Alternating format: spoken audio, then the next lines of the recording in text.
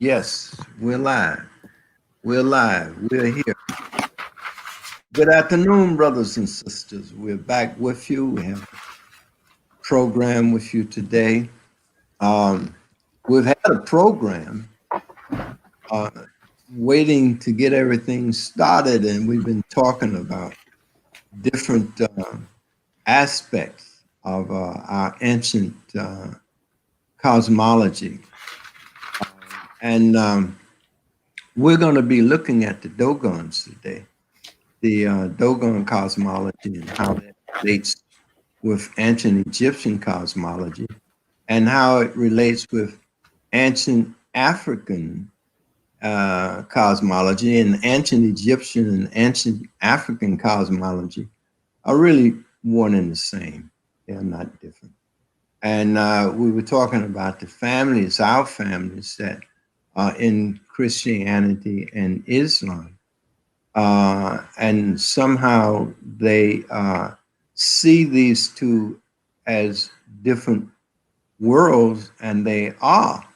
But the ancient African cosmology came first, and all of these other religions are fragments of our original understanding of how the universe operates. So we have a great program, and I can hardly wait to get started. I just want to thank Sister Ma'at, who's in the background, but who does uh, a major part of the work to bring us this program, and Brother Darrell, uh, who is also in the background, but who works diligently to make sure that everything goes well and that this program comes across to you in the best light. So, good morning to everybody, and Brother Ptah Asar. Um, I'm going to turn it over to you. And I am honored to be on your platform, Transatlantic Production and Tap Video. And in honor of the ancestral spirits, I'm going to turn it over to the great Queen Mother Goddess, our most revered and honorable Queen Mother Goddess, Asma At Tepnut, to introduce the show with the feminine energy and let the feminine energy bring us into the frequency. Dua, dua, dua, Queen Mother Goddess. Dua, Siba Ptah Secret Star. And also Siba Clemson Brown for having us here. We are here. I am here as a student, Sibat of Tesha Paral, Holy House of Ra. I am here with my Siba Ptah Secret Star. We are also here representing the Nagatian Institute as founding members. And we are also here to share with you our presentation. Part of presentation that we also include and share on our platform, the Nagaship Association Multimedia and Telecommunications, which I am in charge of greatly, in part with my Siba Ptah Secret Sar. And we will be, I had some slides to share here, to share those with you. And I know my Siba would like to dedicate this show as well. So I will be sharing those slides here shortly as my Siba continues with the show. Dua, dua wu. Dua, dua, wu. Panata apupamaat, onkwas de jet, onkuja seneb, uben nefi kia panebu haru ma'ati, rising always in divine excellence with ma'at, every day, all day. I'd like to welcome everybody to the show. Anuk, I am Ptah Sikasa. I am the royal scribe, master craftsman, and keep up time of Tesha Paral, the Holy House of Ra. And I am the co-founder and CEO of the Nagaship Association and the Nagatian Institute of Cosmic Awareness, Spiritual Consciousness, and Universal Enlightenment. And before I begin the show, I'm going to send it back down to the Queen Mother Goddess so she may perform her Hesi or Saku, her affirmation, to command these cosmic forces that allow us love, guidance, and protection through the daily experiences of ponderable matter. May she address the Netherus, the ancestors, and the ancient ones with her divine words of power, so she may have permission to speak before the ancestors and the great company of gods and goddesses. Dua, dua, dua. Dua, dua, Usiba.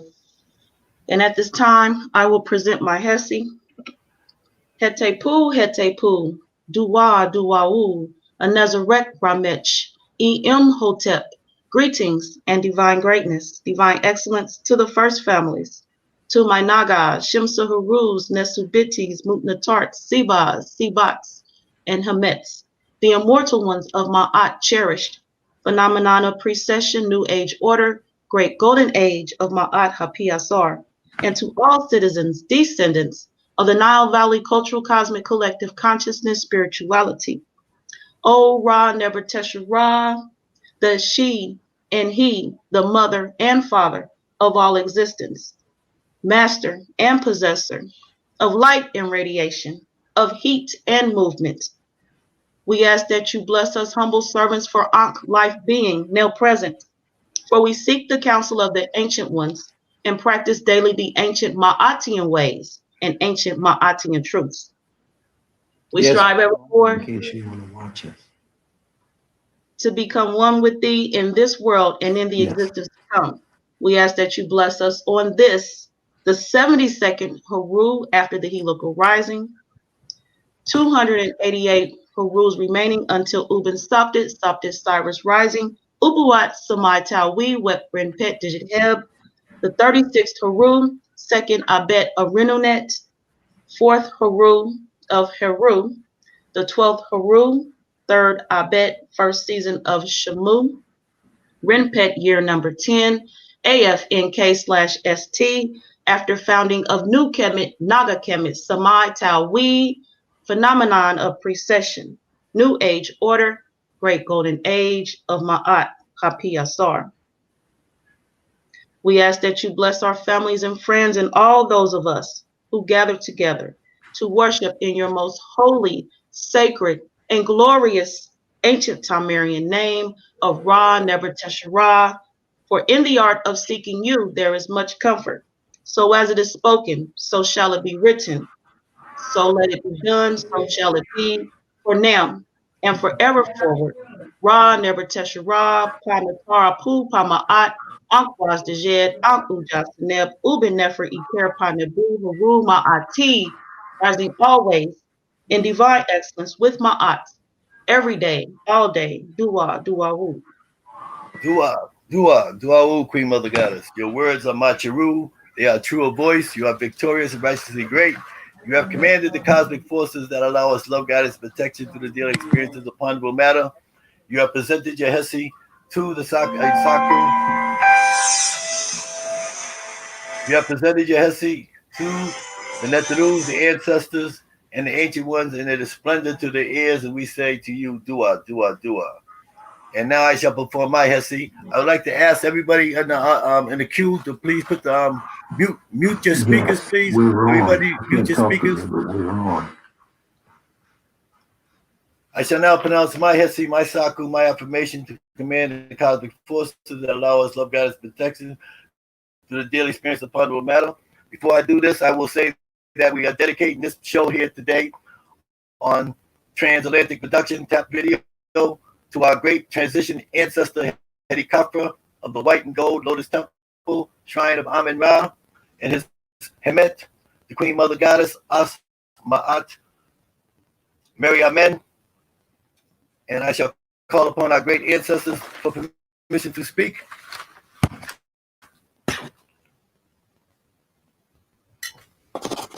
So first, let me call upon the great Queen Mother, Amen, for permission to speak. Our great Queen Mother Goddess, Queen Afur, for permission to speak. Our great Queen Mother Goddess, Terry Nelson, for permission to speak. My great Queen Mother Goddess, Soleil, for permission to speak. And my great Queen Mother Goddess, Aset Mary Amen, and Asheshat Mary Amen, for permission to speak. I shall now ask the elders for permission to speak. Our great divine senior elder, Dr. Professor Leonard Jeffries, I ask you for permission to speak. I ask Dr. Professor J. Small for permission to speak. I ask for Baba Suni Valentine for permission to speak. I ask for Baba Samaj Pratap for permission to speak. I shall ask for Baba Mefundishi Yahuti Mes for permission to speak. And also my great friend and Siba Reggie Mabry for permission to speak. And now I shall pronounce my Hesi, my Saku, my affirmation. Hetepu, Hetepu, Dua, Dua, Dua, Duau, Duau. Anazadak Ramech, E.M. Hotep. Greetings in divine greatness, divine excellence to the first families. My Nagas, my Shamsurus, my Nasubitis, my Hemet, Sibas, Sibats, Natats, the immortal ones of my art, cherished, phenomenon of precession, new age order, great golden age of Mada Ptah, and all citizens, descendants of the Nile Valley, cultural, cosmic, collective consciousness, spirituality. Oh, Ra the Teshara, the he, the she, the mother and father of all existence, master and possessor of light and radiation, of heat and movement. Bless us humble servants for Ankh, life, being, now present, for we seek the counsel of the ancient ones, and practice daily the ancient Machian ways and ancient Machian truths. We strive evermore to become one with thee in this world and in the existence to come. We ask that you bless us on this, the 78th day of the year after the heliacal rising, 288 days, the 72nd day of the year after the heliacal rising, 288 days remaining until Uben Substance Cyrus rises, Upawat, Matawi, Wet Repet Digit Heb, the 36th day of the second month of Redonet, the 4th day of Peru, the 12th day of the third month of the first season of Shabu, year number 10, AFNK/ST. After the founding of New Kemet, Naga Kemet, Samatawi, phenomenon of precession, New Age order, great golden age of Mada Asar. We ask that you bless our families, our friends, and all those of us who gather together to worship in your most holy, sacred, and glorious ancient Tamarian name of Ra Nebuchadnezzar, for in the act of seeking you there is much comfort. So it is spoken, so let it be written, so let it be done, so shall it be. For now and forever forward, Ra Nebuchadnezzar, Panata Apupamaat, Uncle Sejet, Uncle Jasaneb, Ubenefi Kia Paneburu rising always in divine excellence with my art every day, all day. Dua, dua, dua. Dua, Dua, So Usiba, as Ptah Sacred Star. Your words are Macharu, true of voice. You are victorious and righteously great. You have commanded the cosmic forces that allows you love, guidance, and protection through the daily experiences of ponderable matter. Your libation, Hesi, Saku affirmation, is splendor to the ears of the ancient ones, the ancestors, and the Puat Netcharus. Dua, Dua, Usiba. dua, dua, Panata Pama, dua. So welcome to the show, everybody. We had a great show last week on Transatlantic Productions with our great Steve Clemson Brown. Would you like to say a few words before I begin, Clemson Brown? Steve Clemson Brown, would you like to um, your speech? One thing that dawned on me, others may not really understand what's going on when you say you're going to do your people and so forth. I think it would be good if we just kind of give a quick overview of Absolutely. what it is the opening with, so that those who are not familiar with the structure will understand what's going on. I should have, Absolutely. this at the beginning, Dua. but can you give us Yes, an overview? Dua. I thought you might have wanted to say that, that's why I threw you the mic. Thank you. Dua, dua. Okay. Yes, the Ramet. With this Hesi, this Saku, this affirmation is a form of libation through resonance and sounds in the Medunetta to pay reverence to the cosmic forces. And when we pay reverence to these cosmic forces, to the ancestors who have passed on before us and those ancestors who are living here today, we call upon these forces through a mathematical equation, a scientific data, and through a cultural, cosmic, collective, conscious spirituality. So we're triangulating our cultural spirituality. and asking these ancestors for permission to speak. So I said, Hetepu, Dua is a way of saying greetings and greatness to the family in two forms of Meduneta. Some of the Meduneta from Asar Society say Hetepu. Others in Vaketia Men Mefundishi, Tamaj Ptah, in the Kemetic community, they would say Dua. So I say both of them because I don't want to leave nobody out. Then we say Emhotep. Emhotep means greetings and greatness and to come in peace. I come in peace. Emhotep. We are those who come in peace with this energy of immortality. And then I say Ramech. Ramech is the family, is the people, is the population. So we're here to address the family and to perpetuate and to manifest a first frequency specifically.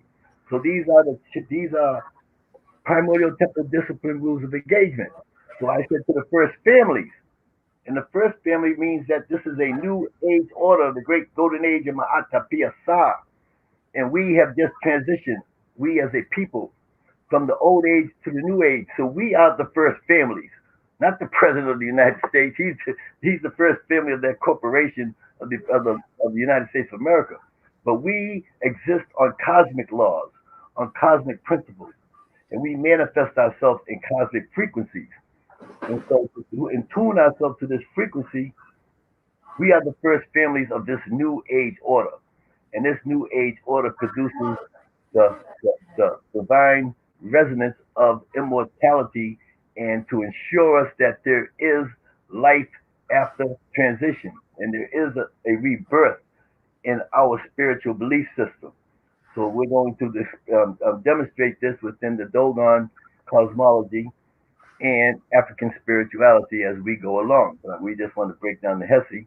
And our most important part of the Hesi is the mathematical equation, because you have to tell not only me and the family, but you have to address these cosmic forces, such as the Netarus, which are the elements, nature, or the gods and goddesses, where the star Suptit is. So I said, today, bless us on this day, the 72nd day of the year, that after the helical rising. So that means the helical rising occurred 72 days ago.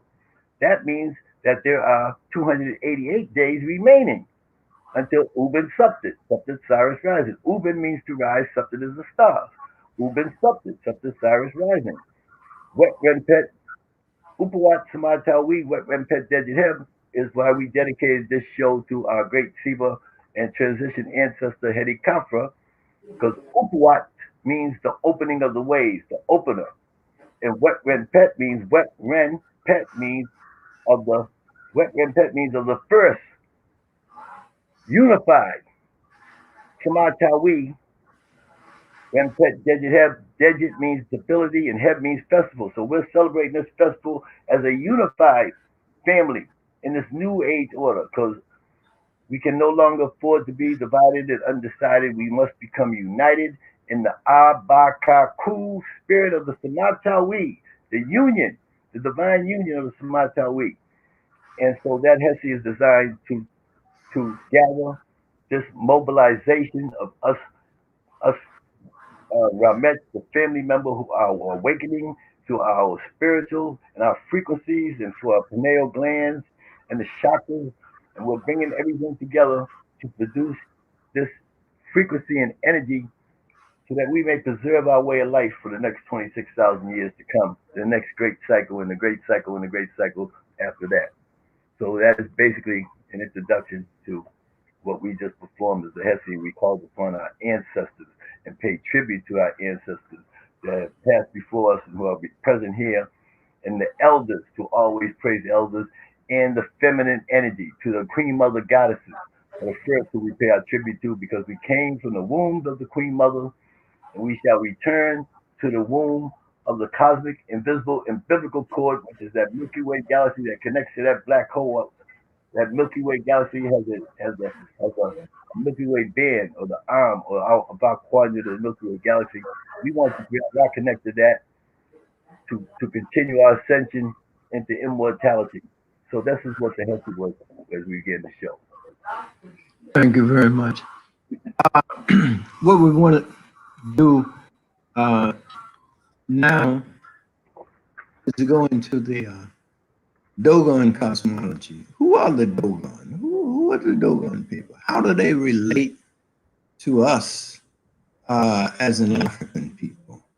How do they relate to ancient Kemetic ancestors? Do they carry the knowledge? So I'm going to, leave it to you and Sister Ma'at to present us with an insight and a knowledge base of the Dogon people and their relationship to Kemet and our ancient ancestors. Brother Ptah. Dua. Paratapa Pama. First, I'd like to say that the Dogon people and all African people are directly related, ethnically and culturally. It's just that through the great ages of the phenomenon of precession, each teachings of each segment of our great land of Tameri, Tanisha, Taneperu, Taneteru, Ta means earth, Tameri means the beloved land, Taneteru means the lands of the gods and goddess, Tanisha is the southern land, and it's all about, they named it Africa, they named it Akulamba. We go by our most primordial etymological terms within the Medunetta to describe this great massive land, which was the first continent that emerged from the continental shelf or Pangea. But before I begin in the Dogon, we'd like to say that please take down the Gregorian calendar from your wall. And the poem goes, before the Romans and the Greeks, there were 9 days in every week, and time was kept by charting stars that were visible on the calendar. Aware of the movement of the earth, stars, and moon, these ancient African indigenous primordial ancestors were cosmically attuned. And my next one shall be, oh, let not the flames die out. Cherish age after golden great age in its sacred caverns and holy temples cherished, fed by the pure Naga, Shemsurus, Nasubiti, Hamet, Sibas, the immortal ones of Ma'at cherished. Oh, let not the flames die out. And one poem for for our great Dr. Ben, I would like to say, I come forth from the beginning of the now, wherein dwells the great divine Neteru Hapi at the foothills of the mountain of the moon. I come forth from the beginning of the now, wherein dwells the great divine Neteru Hapi at the foothills of the mountain of the moon. And our next poem will be Anuk Heru. Anuk Heru. I am Heru. I am Heru. I give you my wings so that you may fly.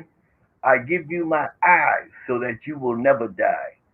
O you divine Nagas, Shemsurus, Nasubitis, Hemet, Siba, Sibat, Natat, the immortal ones of Ma'at, cherished, gather, come hither, come nether, rally unto me, and I will lead you to the true, righteous, Ma'atian path of immortality.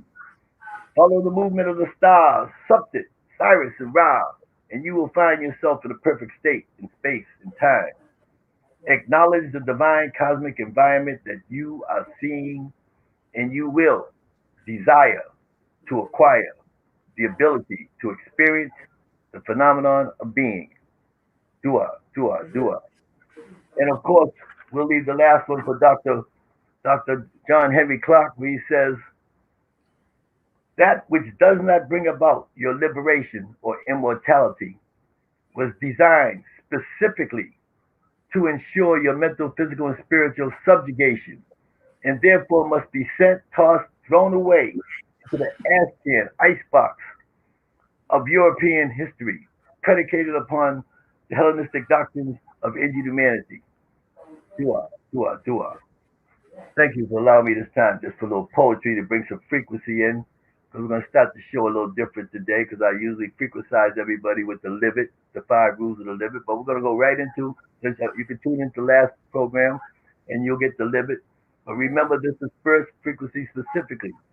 So we're going to speak upon the Dogons and their cosmology and what the main connection that most people know about the Dogon is that they worshiped and they celebrated the star Suptit, Sirius, and in doing so, they was able to align themselves to this cosmic frequency, in which they have preserved it from over hundreds of thousands, over 500,000 to 1,000,000 years. They preserved this frequency with the star Suptit. This is how it's spelled in Medunetta.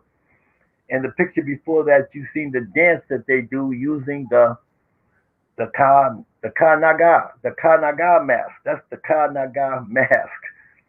And continue to another mask, please, Queen Mother. And these Ka Naga masks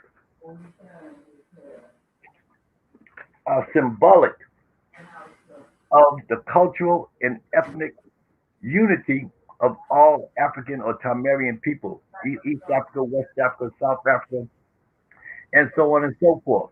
So the Ta Naga mask, show us some more of the mask, just the doorway.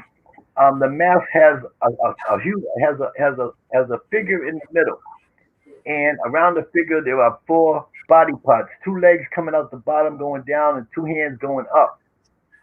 And this picture here is the divine feminine energy and the masculine energy of primordial matter, such as solids, liquids, and gases, and it shows the unity and masculine and feminine. There's the mask right there. So this is the main figure, the quintessential essence of Dogon spirituality is symbolically imposed within this mass symbol here, and it's called the Kanaga. And when I look at it, I see in the middle, I see as the four attributes of manifestation of the Creator in the pyramid text, which is called Nebuchadnezzar or Ra Nebuchadnezzar, and it explains scientifically that there are four primordial field forces. So right there, they're identifying scientifically, they're identifying electromagnetism, strong force, the gravity, and the weak force. And the middle piece occupies the fifth domain of existence, which is the creator him or herself. Because our creator all over Africa was masculine and feminine, was androgynous. Okay, it had she and he had the masculine feminine principle embodied within our cultural spirituality. And there's all different types of masks of these kanagas, but it all embraces from the primordial essence of creation, which we will go in a minute. I don't want to bring you to the cosmic door. I want to bring you to the terrestrial door first of all. But this will be the ultimate. Here we go again. There's the same symbol in the middle with the four cardinal points and the four attributes, and the two dots would represent the binary movement of Cyrus and Ra, or Suptit and Ra. So they always combine the subatomic with the atomic, and also it is a symbol for the final completion of the 26,000 year cycle of the sun going through each and every sign of the zodiac. So when we relate to the zodiac and we relate to time and to the Dogons, they said that in the Dogon's text of cosmology and astrology and astronomy, it is known in the text that they prophesied that in the year 2012 will be the end of one cycle and the beginning of another.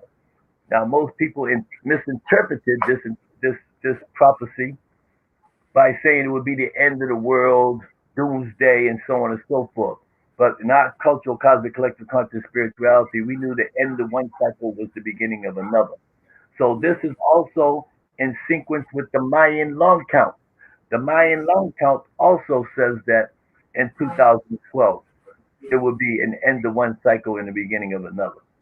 So we're seeing the connection from the whole African civilizations to the Americas to the west side to Cambodia, India, Angkor Wat, Angkor Thom, to the Lubador, and so on and so forth. So, what is so important about this star, Sirius? Why is it so important?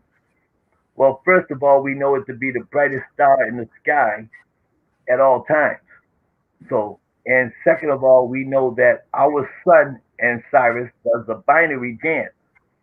And in this binary dance, it takes 1,461 years for Cyrus A, which has a companion star called Cyrus B, which moves in sequence with Cyrus A, and Cyrus A and B does a binary dance with with Ra, our sun.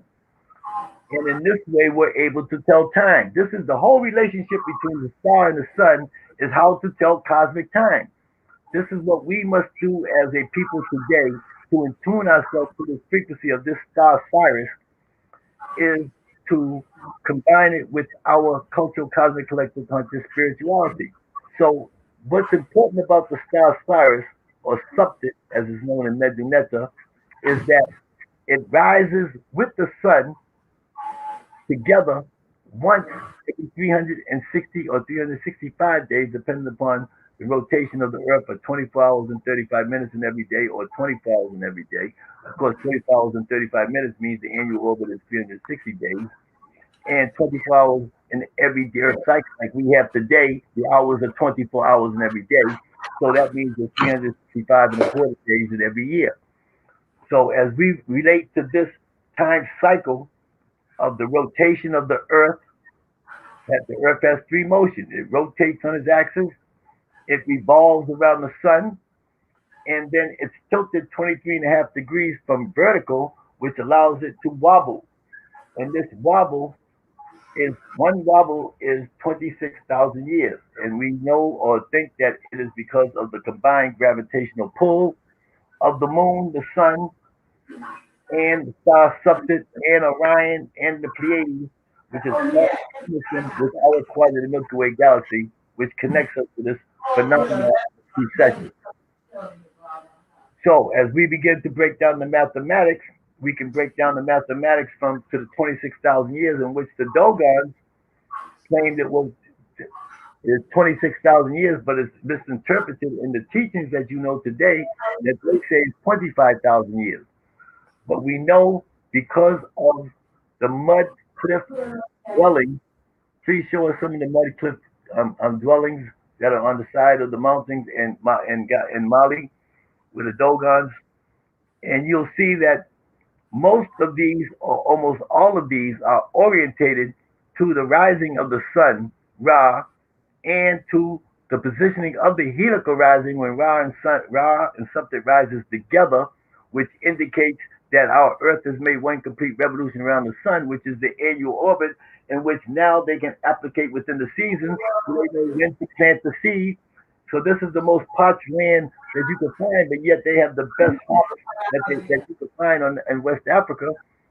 And the Dogons have a multiple assortment of produce that they grow from the ground because they have mastered the water system, and they are in perfect attunement with the seasonal cycles.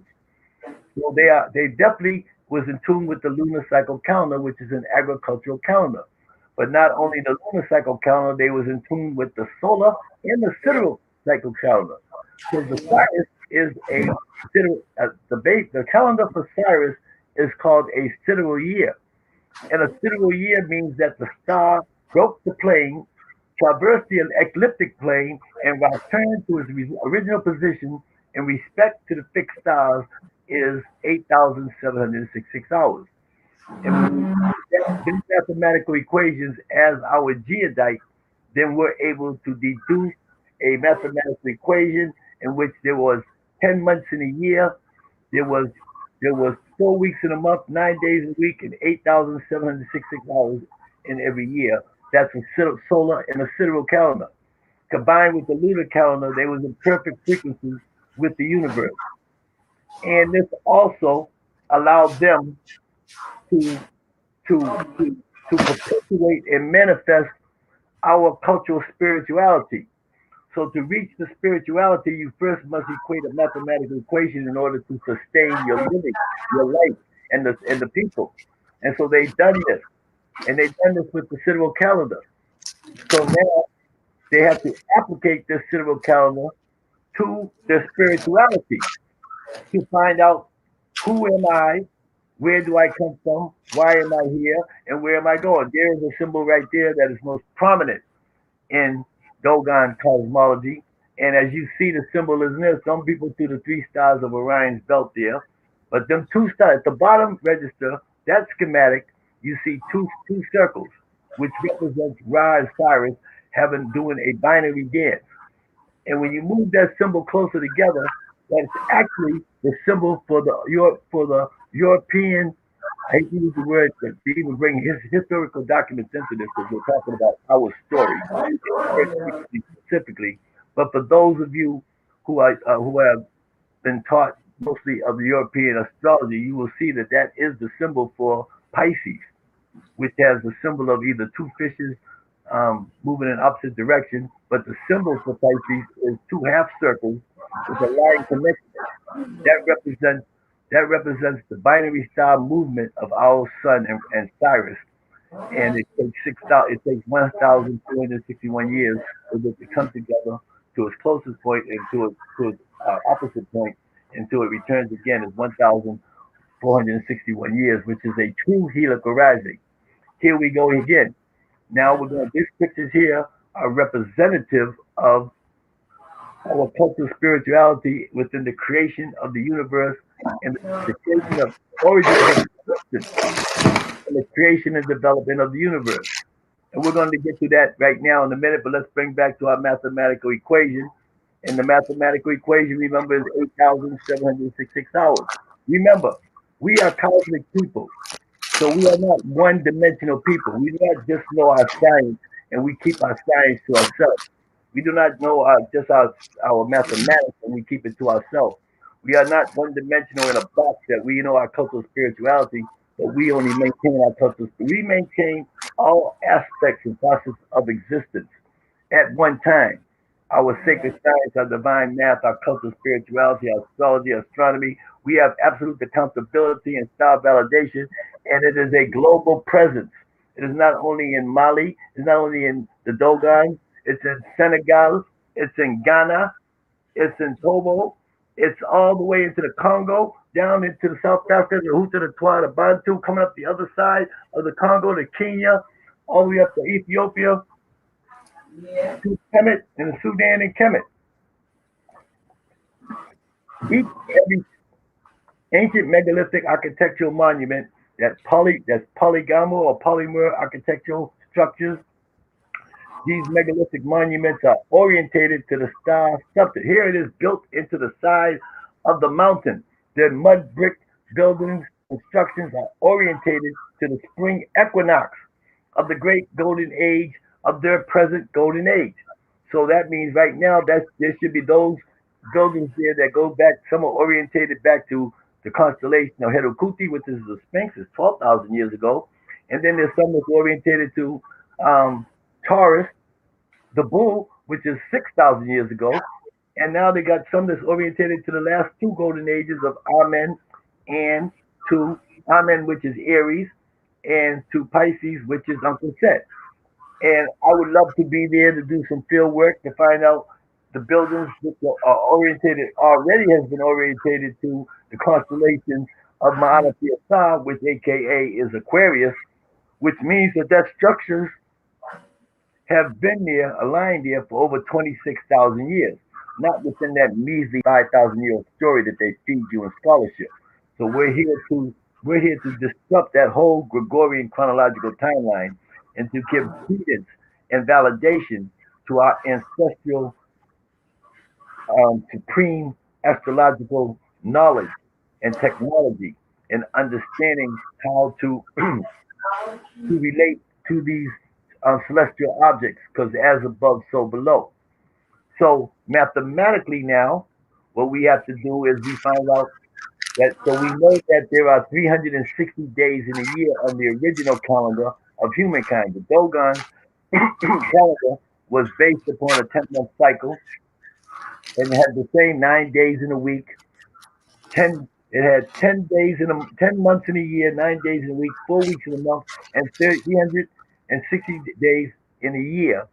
But that meant that the Earth's orbit was spinning at 24 hours and 35 minutes.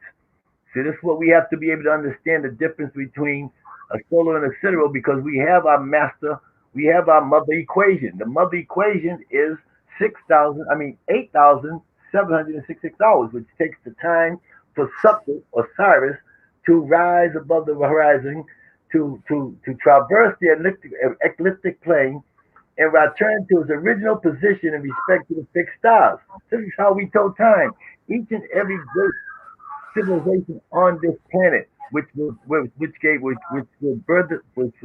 by the Nagas or the melanated Chemserus or our ancestral peoples, knew of this phenomenon of precession, knew of this 23.5 degree tilt. They knew that it took the Earth, there's Cyrus A and Cyrus B doing the binary dance right there. Okay, and so we knew that the relationship between this mathematical equation and this star, because this star is the only star. It is the only star that is visible when the sun is in the sky.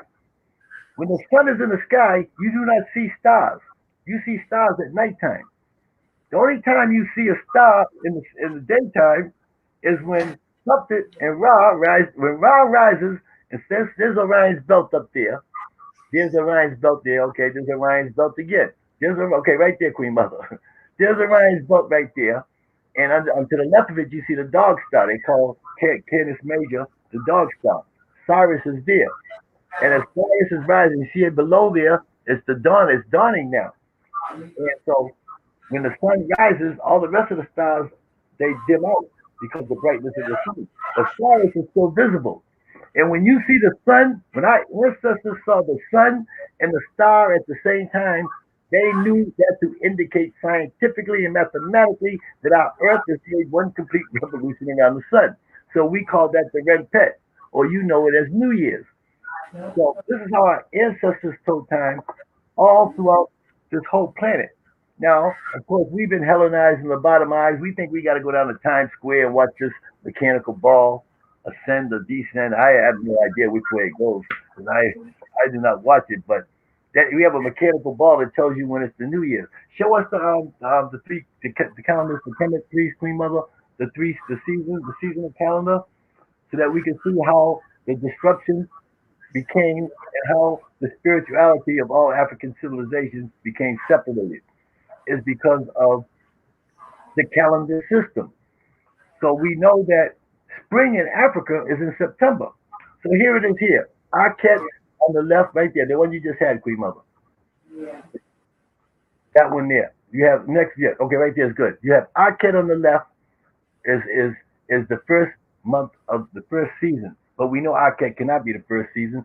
Shemu is the first season, the one in the middle, and Pert is the season of harvest. Because Shemu has the water sign. So this calendar was deliberately, insidiously implemented upon you to make you think that Akhet was the first month because Akhet began on the far right. You see the Gregorian equivalent is January. So in other words, they're telling you that Akhet is the beginning of the year and this coincides with January the 1st, which is a Hellenistic paradigm doctrine, which keeps us from relating to our spirituality, but you can still grow crops with it. You can still produce food for nutrition for the people, but you cannot bring nutrition to the spirit or to the frequency. So Shemu, we know, is the first season because the mountains of Kilimanjaro melt in the summer. And when the mountain snow caps melt, the water runs down the mountain into the white and blue Nile. Which, yes. There is some background noise, so it's hard for somebody's microphone is on. Oh, okay. Okay, I'll take care of that. Thank you. Shemu is the season. We know this because that the snow caps of Kilimanjaro begin to melt. The water comes down the mountain and runs into the white Nile and blue Nile, which merges into the Nile as it passes through Ethiopia and Sudan. And as it comes past the Sudan, the Nile overflows its banks. It's called the inundation. There's 60 days to inundate and 60 days to receive, which means each season has 120 days. 120, 120, 120 is 360 days. So now we know after the water recedes, and now the land is black. There's Ptah. Dua, Siba Pepper Batar, Baba. Thank you, Dua. We know that Shemu is the first season, so now after Shemu after 6 months, after 60 days of the Nile overflowing its banks, the inundation, for 60 days it recedes. And as it recedes, it leaves a black silk on the land. So that's why they say Kemet means black land. It also means black people. And it also means the blackness of existence, such as melanin or primeval ocean nothingness, which is within the Zeptepi. So it has multiple meanings, but we're going to use it as an agricultural meaning right now, meaning the black land, because now the land is rich to be planted to go into the season of Aket. If you look at the season for Aket, you'll see there's an oblong shape at the bottom with these plants coming out of it. So this is obviously a season for growth, a season for growth, to grow the plants. It's right there in the Medunet. It speaks to you in a frequency.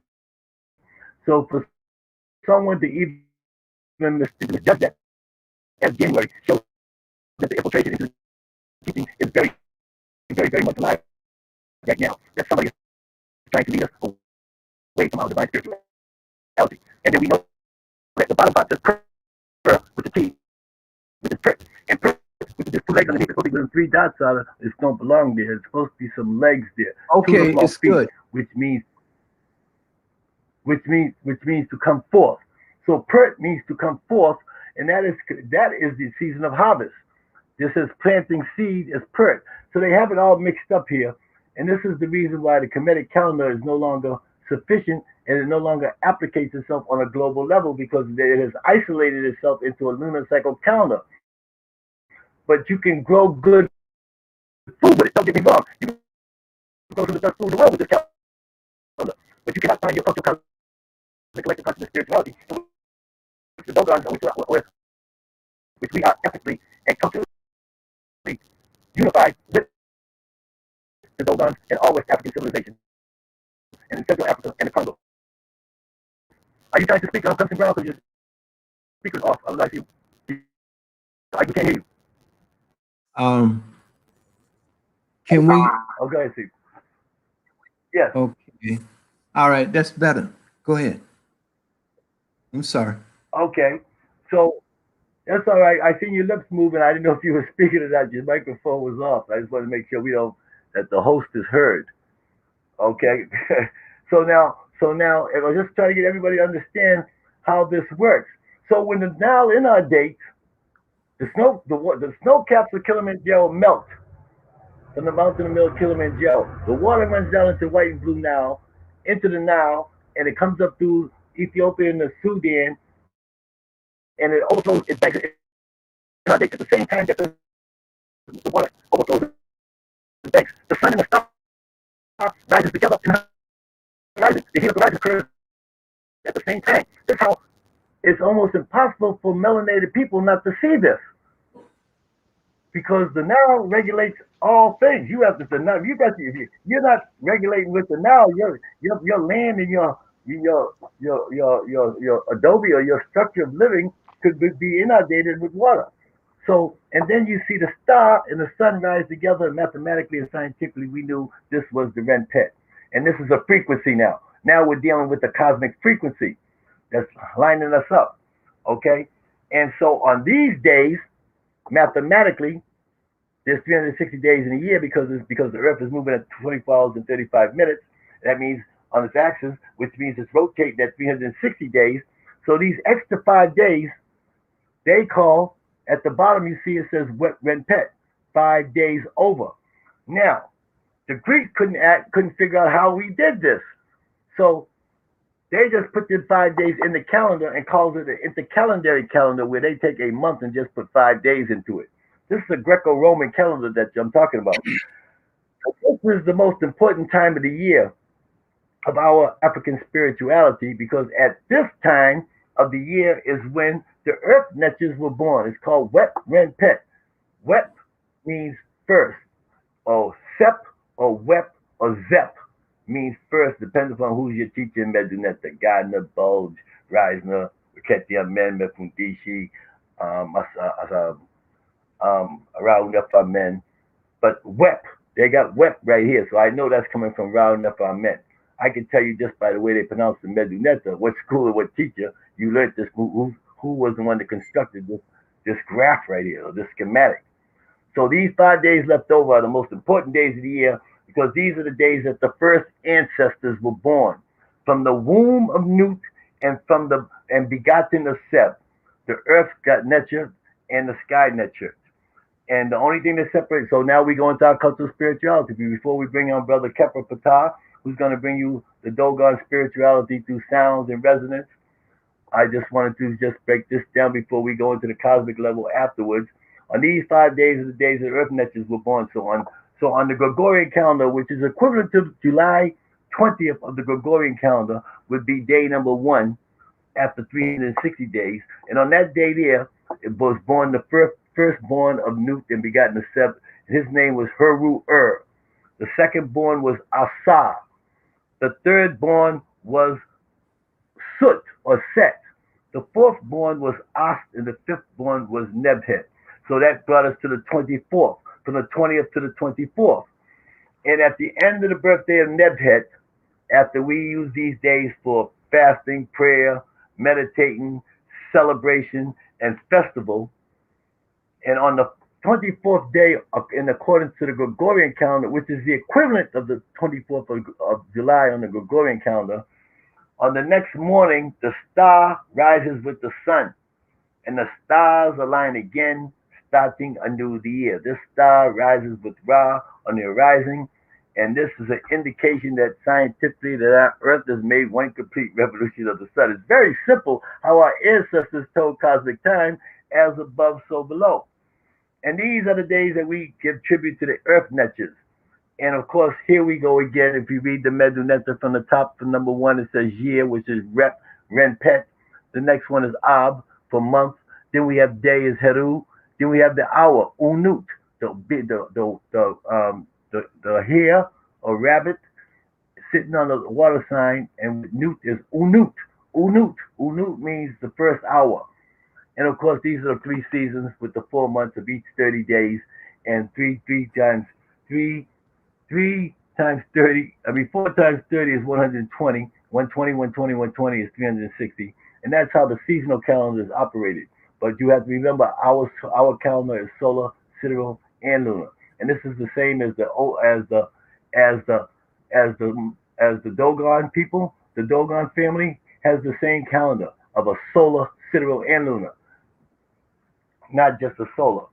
So I think I broke down a connection for this star Sirius before we go into the cosmology and the origins of existence, the crazy development of the universe, and its cultural spirituality within creation. I would like to introduce our great divine Seba, the lead student of our great transition Seba, Hedi Khepri. His name is, this Seba coming on again, you've seen him last week with us. His name is Khepri Ptah. He is the great Seba Khepri Ptah from the White and Gold Lotus Temple of Amen Ra, Shrine of Amen Ra, the White and Gold Lotus Temple, Shrine of Amen Ra, under Hedi Khepri. And we introduce you to our great Seba, Hedi Khepri Ptah. Dua Seba. You want to turn your mic on? All right. You got me? Yes. Okay, so I'd like to ask permission to speak and recite the Hesi, You have permission. and then I will go into my presentation on the Dogon.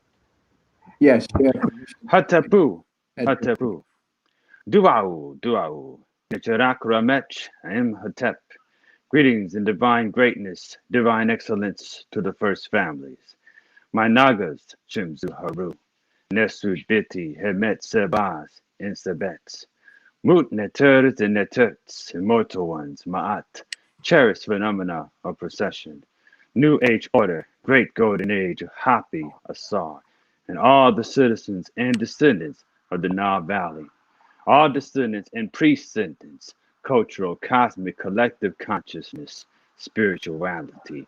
All Asur Mut Paut Ntr Nebu, mother of the Paut Ntaru, mistress of Pet, maker of mankind, she who is mighty in Usarmedu Neteru, Neferu, divine words of the power, mother of all initiations, bless us humble servants for Unk life. Now present, for we seek the counsel of the ancient ones and practice daily the ancient Matian ways. Ma'atian ways and ancient Matian truths. We strive evermore to become one with you, you in this world and in the existence to come, as we ask that you bless us on this 72nd Haru day of the year, after the heliacal rising, 288 Haru days remaining until Uben Zetet, Sirius rising. Up at Smai Tawi, Wep Rinpet, 36th Haru day, second month Renanet, fourth Haru day Haru, Trut Haru, third month, first season, year 10 after founding of New Kemet, Naga Kemet Smai Tawi, phenomenon procession, New Age order, Great Golden Age, Ma'at Happy Asar. We ask that you bless our families and friends and those of us who gather together to worship in your most holy, sacred, glorious, ancient Tamiri and Ren of Astar Mutfa'ut Necharu. For in the art of seeking you there is much comfort. So as it is written, so let it be spoken, so shall it be done. For now, forever forward, Ra Nebateshara. Dua, Duau, Theba, Kepra, Ptah. Your words are Macharu, true of voice. You are victorious and righteously great. You have commanded the cosmic forces that allows you love, guidance, and protection through the daily experiences of ponderable matter.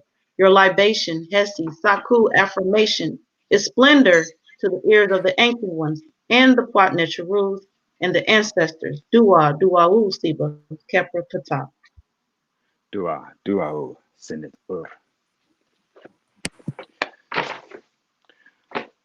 So I'd like to talk about the Dogon, and I asked if everyone bear with me in case there's some technological situations I need to work out. But we'll say in the name of Hedekauti, we ask that all technology runs smooth. Hatepu. The Dogon. Now the Dogon are an African people who have their origin in the Nile Valley. However, their current location is in Mali. The Dogon literally have their homes on the sides of cliffs, and they remain isolated from those elements that would have otherwise destroyed their culture and their tradition, as well as, like, for instance, others who you may have heard about are now all converted to Abrahamic faiths and so forth. Now, the unique thing about the Dogon is they've been able to maintain a tradition that is said to go back all the way to 3200 BC. We also see that there are writers like Rial, Ditterline, and Temple who have spoke about the Dogon, and a lot of their information has reached us, as well as I checked out some of the works of Charles Finch as well. Now, there's a lot of people who hear about the Dogon and they think in terms of Eric Van Dyneken's ancient astronaut theory, and that is because it speaks about a group of beings who came from the stars called the Nommo, and these beings are said to have come down on a vessel from which fire and thunder emanated from, and they were described as being fish-like. And they came from this vessel and created an artificial lake, dove into it, and began teaching the Dogon about the universe. However, these are also, there's different ways to look at this, in which we'll get into momentarily. They also talk about a dialogue that I believe this was Grial. He actually wrote a book called Conversations with Ogotamili. And Ogotamili was a blind elder who was physically blind, but spiritually he could see, he could see like Superman, he could see beyond. And he was a very good storyteller about the Dogon, their history and their cosmology, and also how they looked upon the power of the word and how it had the information of the calendar and the zodiac in the form of a story. So if we look at the cosmology of the Dogon of Mali, we see very strong evidence of a West African connection back to Kemet. In fact, you see in most advanced African cultures, you'll see where it agrees with the power of the word and how the creator commanded creation to come into being and creation came into being. So this word, it directs Nyama, or Nyama, which is the life force. It's said to be the very thing that holds creation together. So the scribes of ancient Kemet, they tell us that the supreme being whether it's Ptah or their aspect of the supreme being, whether it's Ptah or Temu, who are expressions of Ra Nebuchadnezzar. So they talk about how this being spoke everything into being with one utterance, and in fact, the supreme being declared his very name as a word of power. So you got scholars like Molofe Asante, who identifies the Dogon word Nommo as the force of the word itself. And I want you to take a look at that word Nommo. Sometimes they say Numo, Nommo, and you'll notice that they have words like Amma, Nommo, Ogo, and so forth. In a lot of West African languages, we'll see that there's a lot of stress upon the O sound. And if you know anything about the vowels, when it comes to esoteric teachings, the O has a lot to do with the solar plexus region. And when you're able to master the energy of the solar plexus, you're able to exercise your will and do things on the earth on an extraordinary level. So Nommo, being the creative and transformative power of the word, can be identified with the Kemetic concepts of Heka, spirit power, and Hu, authoritative utterances or utterance. So we look at the word Hu, we look at Hu and Man, and I see it as Hu Aman or Hu Amun. And each and every one of us are trying to become more human and therefore godlike as we become more authoritative. The Yoruba call this Ashe. So the more we do things that are in sync with our destiny, the more of a presence we begin to develop, and we get more of an ability to do these things because you've become this authoritative presence and you're one with the word, you're a Makiru. So the scholars have identified no more as a force that can help to uplift and transform the community. And the concept of Nommo deals with the function that we are using as creative forces pervading the universe and allows us to participate in this process of creation, starting with self-creation. So we have to also understand that it is subconscious that is keeping our heartbeat at night, keeping our lungs to breathe on their own as we sleep. But it's also the fact that we have to be careful of the very things we say to ourselves, because that inner part of yourself, it hears everything you say. So we are saying things that are uplifting to our ka, then we will notice that we have more results. We have a stronger life presence. But if you're always putting yourself down and if you're always seeing negative things about yourself, as well as seeing negative things about those around you, you're going to notice that you have blockages because that part of you is literally taking everything seriously. Or should I say, taking everything literal. It takes it personal. So this is called the subconscious, also that unseen realm that are menta within each and every one of us. So the Dogon are famous also for knowing about the binary star system, Sirius A and Sirius B. Now, Lord Scranton saw how many similarities to not only ancient Kemet, but he also saw that there was connections or similarities to other traditions around the world, including Buddhism and Judaism. So we can say that one influenced the other or that they all derive from a common source. Now I'm going to shoot for Kemet, but that's where I'm coming from, because of when the priesthood and everything else had fallen apart in Kemet, after the Greek invasion, the Persians, Romans, Greeks, and so forth.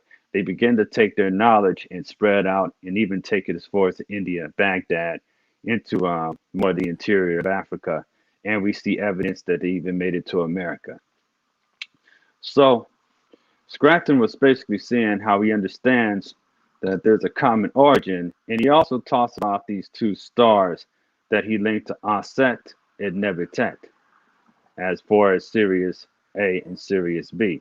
Now, the Dogon mentions that there are two universes, one perfect and the other imperfect. So the Dogon, just like in various other aspects of African tradition, it speaks on this pure, perfect universe being more of our home and where we actually are striving to get to. But this universe in which we live in is the imperfect one.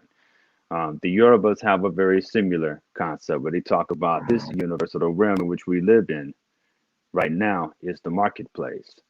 But the original place they call Orun is our home, and Orun has been translated to mean heaven by missionaries when it actually means source. So our home is the source in which Siva talks about being oblivion and so forth, because it's taken us back into that original state in which we are, and which has been identified as oblivion by those who do not understand oblivion. It is taking you back into that internal, eternal essence that has manifested itself in the various forms.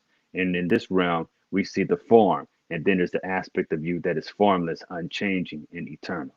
So the Dogon understand that our universe to be composed of energy. They compare it to water. And you'll see this among the various West African nations as well, where they talk about the soul. And when a person dies, they are like water. You know, the spirit of the person is said to go down and go up into the clouds and come down to the rain and find itself back in the river or the ocean. And what they're saying is that your spirit, you are like energy. Water always contains, or it contains many things, but it takes the shape of its container as well. However, when it's removed from the container, it's beyond form. And this is what we truly are. We're beyond these forms, but we express these forms in order to do our mission here. Because according to many West African traditions that survive today, it teaches us in so many ways that you have got your scholarship so that you can live and function in the world, in the marketplace, fulfill your mission, become the godly being that you're meant to in return. So the Dogon also believe creation preceded divine words. And we talk about Earth. We talk about how there were the twin creator deities known as Nommo. Now, it's interesting because we see where perhaps the Greeks may have been influenced, where they get the word pneuma. And we're talking about the universal mind and so forth. It's talking about how Nommo is compared to water. In fact, the word Nommo is supposed to mean to make one drink. But it's important also to pay attention to the fact that the Dogon identified the use of speech with the ability to weave fabric. So speech was compared to water, the use of water, as well as the ability to weave the fabric of cloth. And when you look at various traditions today that survive in Africa, you see where the spider is sacred. You see the spider, like for instance, a Nazi. You'll see in parts of West Africa, in Ghana and so forth. Or Obatala, who one of his aspects is the spider. So it talks about a weaving, because everything that we're doing, when we're speaking, we're weaving our existence with the very tongue itself. So speaking to the Dogon was also identified with weaving. So you notice that throughout Africa, there's this theme of creation linked to speech, weaving, spinning, as in pottery, or a being, even human beings forged in the potter's wheel. And in many cultures throughout Africa and around the world, we see that creation is said to be made through clay, including human beings. So the Dogon talks about how Amma took clay, and Amma flung this clay into the universe, and everything was formed with a spinning motion. And we see the spinning motion throughout creation itself, not only in the form of the galaxies, but also when you look at your fingertips, when you look at the swirl in your hair and so forth, we see that this universal creation, this creative aspect, which they have deemed as the Fibonacci sequence, this is throughout creation and so forth. So we see that there's a divine pattern. The divine pattern is also linked to how the planets rotate and how the universe itself continues to flow and how it continues to reach that 26,000 year cycle. The Dogon's way of life functions in harmony with the view of cosmology itself. And this is something that is very common even today. So the community of the Dogon is built and centered upon the very ideas of creation. The way they structure their family is also based on their cosmology. Cosmology means the study of order, by the way. So just like in ancient Kemet, the Dogon sees their way of life and how they live as a microcosm and a reflection of the universe. And therefore, it is important to live in harmony with cosmic order. The Dogon continue to believe that their people were founded by the 8 ancestors who themselves were identified as the children of the Nommo. The Dogon speak of how their ancestors prematurely, there was one of the ancestors who prematurely broke away from the placenta, causing part of it to rot. And this is how death and destruction began to creep into the world. In addition, he abandoned his female twin, bringing disorder into the world. Now keep in mind, the Dogon looked at everything as having a male and female aspect to it. So because of this act, he still searches for his female counterparts and he remains incomplete. So this is the story of Set and so forth. According to Kemetian teachings, this would be known as Uncle Set, who ripped himself from the side of his mother Nut and brought this order into the world. So we look at the eight ancestors, we're going to notice how it deals with the math. So the eight ancestors are sentient energy patterns that function as systems of divination or oracles and so forth. In fact, we observe ancient Memphite theology of Kemet. We see these entities in the form of Amun, Amunet, Nun, Nunet, Kuket, Hu, Huhet. And these line up with the eight ancestors of the Dogon. And these are the four pairs of twins that govern creation. You'll find these same four pairs described as male and females in Noah's Ark, as borrowed in the Semitic tradition in the Bible. It's just simply a retelling of the creation story. You also find these four sets of twins in Chinese I Ching divination. And keep in mind that the earliest dynasties of China were also African. You'll find this in the Yoruba. And what they've done is that they've taken these eight intelligence and they've doubled them into 16, and they have identified them with their Odu. So doubled in 16, we'll see 16 times 16 equals, goes into 256, which is the total number of Odu in the Ifa divination. These Odu are patterns of divination, said to be of the 256 parts. And you'll find that same thing when it comes to the Dogon cosmology of the 256 signs, along with the 10, making a total of 266. The 256 signs contain the ingredients of sound, light, vibration that shapes creation. All this was what was left of Amma's egg, which started out as the 266 signs or parts. So Amma's egg also contained the four clavicles. These would separate into four directions. They were also the earth, wind, fire, water, and so forth, electromagnetism, strong force, weak force, gravity, identified with the four Netaru that are aspects of Ra Never Teshara. Their binary cosmology, it deals with multiples and pairs, dealing with the male and female principles.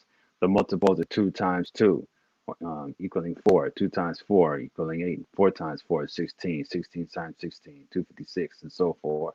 So for those who are familiar with the story of the resurrected Savior, by the way, that's something else. Christianity did not come up with that. It's something that was far older, and it was dealing with a knowledge that spoke about the stars, but it also talked about the journey of the soul and how we are to make that sacrifice in our lives in the form of metaphors. And it's breaking out deeper cosmic truths that's dealing with cycles. So the Dogon teach about one of these ancestors had to give his life as he sacrificed to humanity. And this is one of the 8 ancestors who took the form of a fish. And if my memory serves me correctly, I believe the name of this fish was called Anagono. So his flesh was to be eaten by humanity, and his bones were literally thrown into the sea, where 3 days later he is resurrected. Sounds familiar? So when it comes to the Dogon, we're talking about a people who have been able to maintain their tradition from a long, long time. And this is what shocked a lot of the scientists and the people, anthropologists who went down there, because they don't want to give Africans credit for coming up with anything on their own. See, so they're so people like Robert Temple, he said, yeah, I mean, well, maybe they got it from the Greeks, or maybe they were influenced by another culture and so forth. But then he also sees where throughout his book he talks about how there's similar stories, throughout the ancient world, right? So, like I say, it comes from a common source, no doubt. Now, as far as the aliens and everything else, I'm not here to argue with people who have a right brain perspective of this, but what I will say is that throughout African tradition, it's seen these 8 intelligences that can be located in divination systems.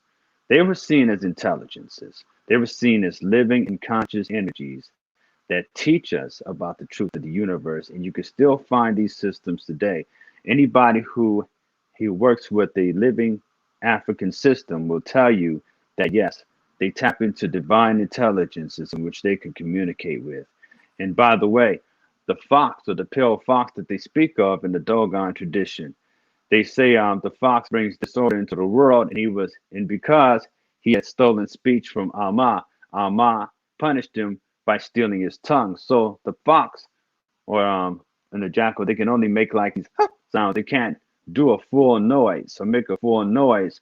So what they do though is that they leave footprints.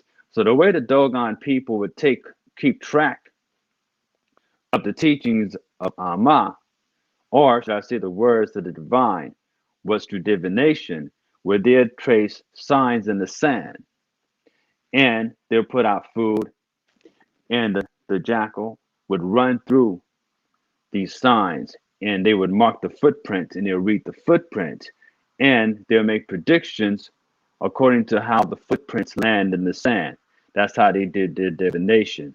We're working with the fox and so forth. So the fox is seen as not only the one who brings disorder, but also the one that continues to be able to tell us the will of the universe and so forth. And when you go back into Kemet, you discover that Ampu, who is the jackal-headed one, he is also connected to divination and various systems. There's suggestions that he dealt with divination as well as the one who guided souls through the afterlife into the land of the ancestors. Also, the jackal is identified with one who devours the dead, which is why they had to start burying their dead, or they had to mummify them and preserve them. And they'll do a ritual where they'll chant, "The jackal is dead, the jackal is dead, the jackal is dead," to keep the jackals away from eating the corpses of those who are buried. So continuing on, the Dogon also, and this is one of the things what they're famous for, is they kept track of a system of orbits of the sun, or the star Sirius and Sirius B. And they say that at one point in time, Sirius was in the same area of our sun that our sun is today. Now, scientists have been having a hard time verifying this, but they always say things for a reason. So the Dogon also understands that the universe expands and continues to evolve. And Dogon of Mali talks about the movement of the universe corresponding with the movement of blood within the human body. The Dogon describes Sirius as not only as a binary star, but also that there's even a third star, as we call Sirius C. And they describe Sirius B as Potolo, the grain star. They describe that as a neutron star. Now, keep in mind, for a long time, when people would talk to them, they're like, well, what are you guys talking about? We only see one star up there. They weren't able to identify Sirius B until 1970. Now, the telescope had been invented in the 1800s, but they knew about this thousands of years before there was the invention of any telescope, which is important. So they talk about a neutron star when they say that it's made of the heaviest substance in the universe. The Dogon describe also the four moons of Jupiter and the planets like Saturn, including its rings. They actually have pictures of Jupiter with its moons and Saturn with its rings. And what we see also is that they had four calendars. They didn't just have one calendar, they had four calendars. There was the solar calendar, there was the lunar calendar, there's a calendar for Sirius, and there was also a calendar for Venus. Okay, so they use these four calendars in unison. The Dogons also celebrate a festival and continue to celebrate this festival every 60 years, and this is called the Siggy Festival. The festival honors the evolution of Sirius B around Sirius A, and the Dogon describes Sirius B as what they call the grain star. Now, grain has an important role in Dogon life. Okay, so it's kind of like they have a grain economy, but they define this whole system. They could define Sirius B as being like a small grain because it's a very small star, but it's of the heaviest substance. So if you know anything about a neutron star, it says that if you take like a teaspoon of a neutron star, it weighs over 5 tons. That's how heavy it is. Okay. So they say it's they also say that it's the material that's of the heaviest substance in the universe. They say that. So we look at the Dogon and we see that they have reflection of a lot of the Cometian cosmology.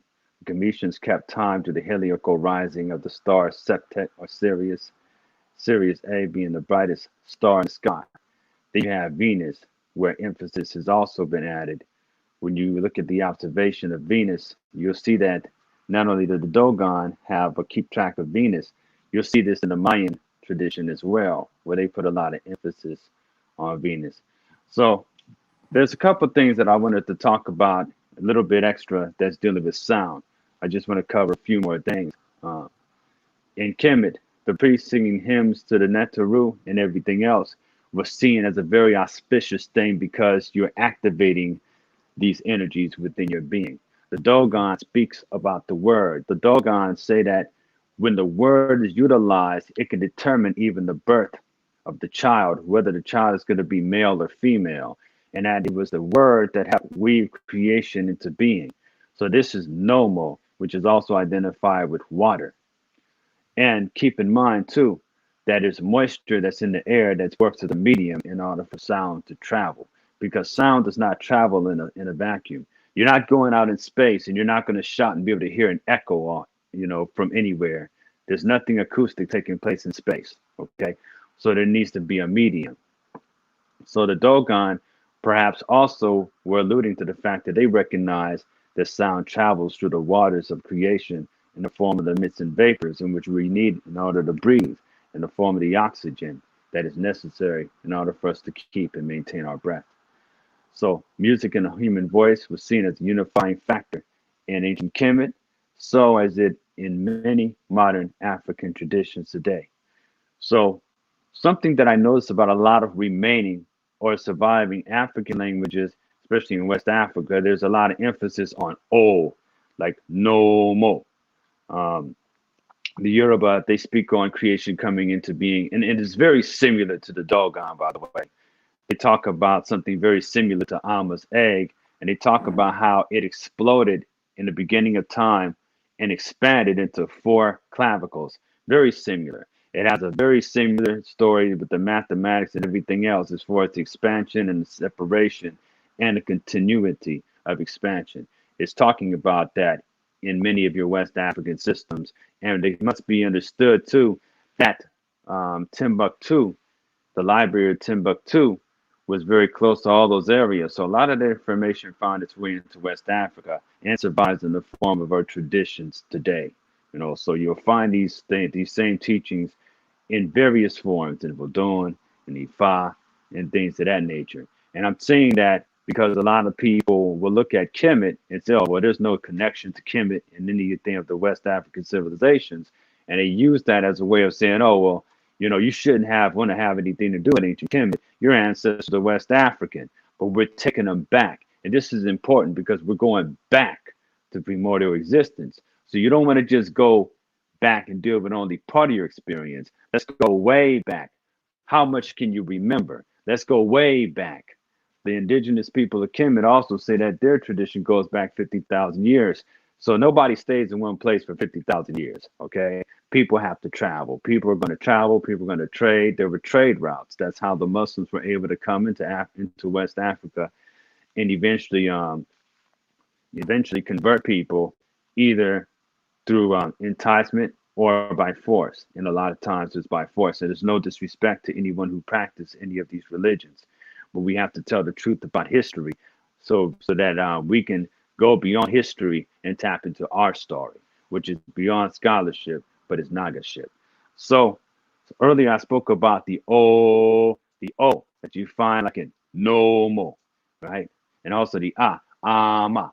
The deals with that liberation sound, the liberating sound that helps your consciousness expand, right? So when you look at Eastern meditation, a lot of times they do it Om and so forth. They go Aum.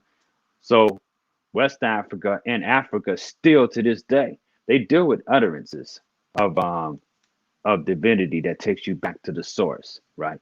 Like in Kemet, they talk about Hu, Heka, and the power of the word to help create. that's still practiced and is still believed throughout places of West Africa today. So we have the philosophy that's still in our faces, even though there have been some aspects forgotten.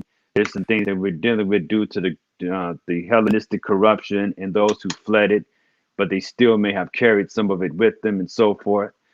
So, looking at that, let's go back to the beginning. And there was a primordial sound. According to the Mende people, who are also related to the Dogon, that sound is yo. So, you look at it, yo. A lot of people listen to MTV raps and they'll start it with yo, but that's an ancient African sound, yo. So, they believe that creation came out with a buzzing, with a creation manifested in the form of a buzzing, and with yo. So it's good if you can just sit down sometime and meditate off of that sound and feel it in your gut and feel it resonating and reverberating throughout your whole being. Yo. Or you can make a Hesi with Nommo, Nommo, Nommo, Nommo. That O creates that resonance that activates the willpower within your stomach or within your gut. O, and you will find O spoken a lot when it comes to the Yoruba traditions as well, like Ogun, Obatala, Olodumare. It has a lot to do with ownership and a lot of A's, Nyami, Inyami, Nyama, and so forth. The Ah, that Ah, that Ah sound helps to create that resonance of liberation and expansion of intelligence. So you'll see these sounds still in existence today in various forms. They still exist. So the way the Yoruba saw it, it was they saw horo, horo, horo, horo. And it said that this sound disturbed Olodumare to the point that he swallowed to make that which was making that sound. And it was in the form of what is called knowledge, wisdom, and understanding. It literally says that. And this knowledge, wisdom, and understanding was eventually able to congeal and create Ella, which is the spiritual force that we tap into to have divine guidance. So it's a frequency that you want to put yourself on. It's talking about a frequency and putting yourself on that divine frequency and connecting you with the source. That Ra, as well as that O. Now, Ra has a different effect of the solar plexus. When you're saying Ra, that's building up your willpower and is also helping you to expand. Both of these things are giving you energy to go out and do the work in which you want to do. The Ra, also that that Ra and that is connecting you to that part in your head, that area in the head that's connected to the ethereal aspect of liberation. So what we want to do is learn how to chant these sounds of power. When you learn African songs, a lot of these songs have a lot of tones and frequencies that connect you into that part of you that will take you into trance. A lot of times, if your conscious mind is in the way, the things that you want to see manifest will be blocked. But if you can get beyond that, and if you can shift your consciousness, it'll take you into a different area. So therefore, you'll be able to do other things that some people consider to be miraculous, even if there are situations that you find yourself in, that may seem to be compromising. You can shift your frequency. You can take yourself out of that. So taking yourself back to that original frequency, so when we say Ra Nebetesha Ra, I talked about the 6 syllables that connects with the 6th direction because the 7th is silent and it takes you back into yourself. So you also do the other vibrations that connect you with the will to give you the will to create your reality and shape your reality, because it's through a lack of will and to be able to enforce upon the will the ability to act is what causes people to be stagnant and not creative. You become like gods when you can tap into that creative part of you.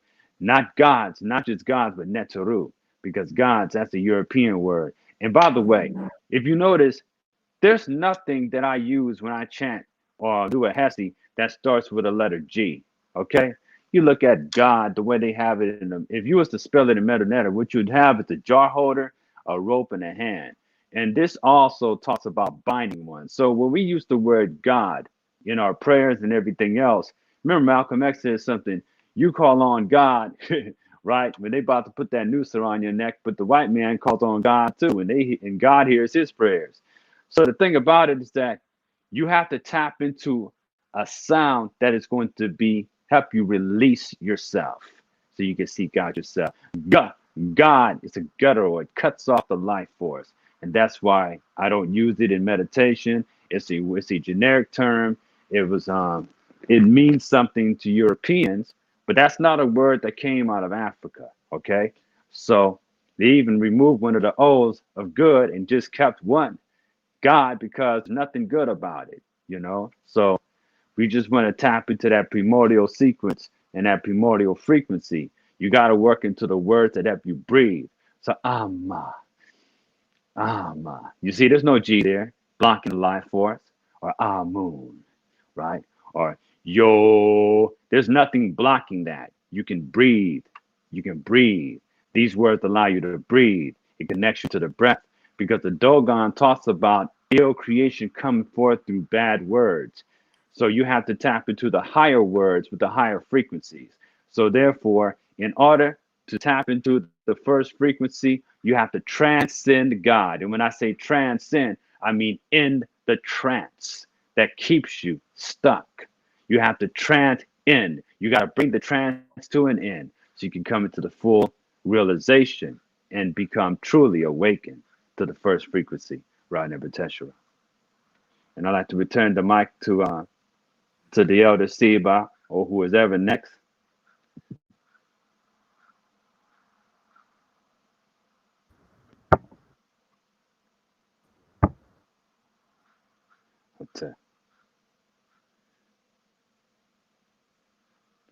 I can't hear you, Seba. It seems like you're on mute.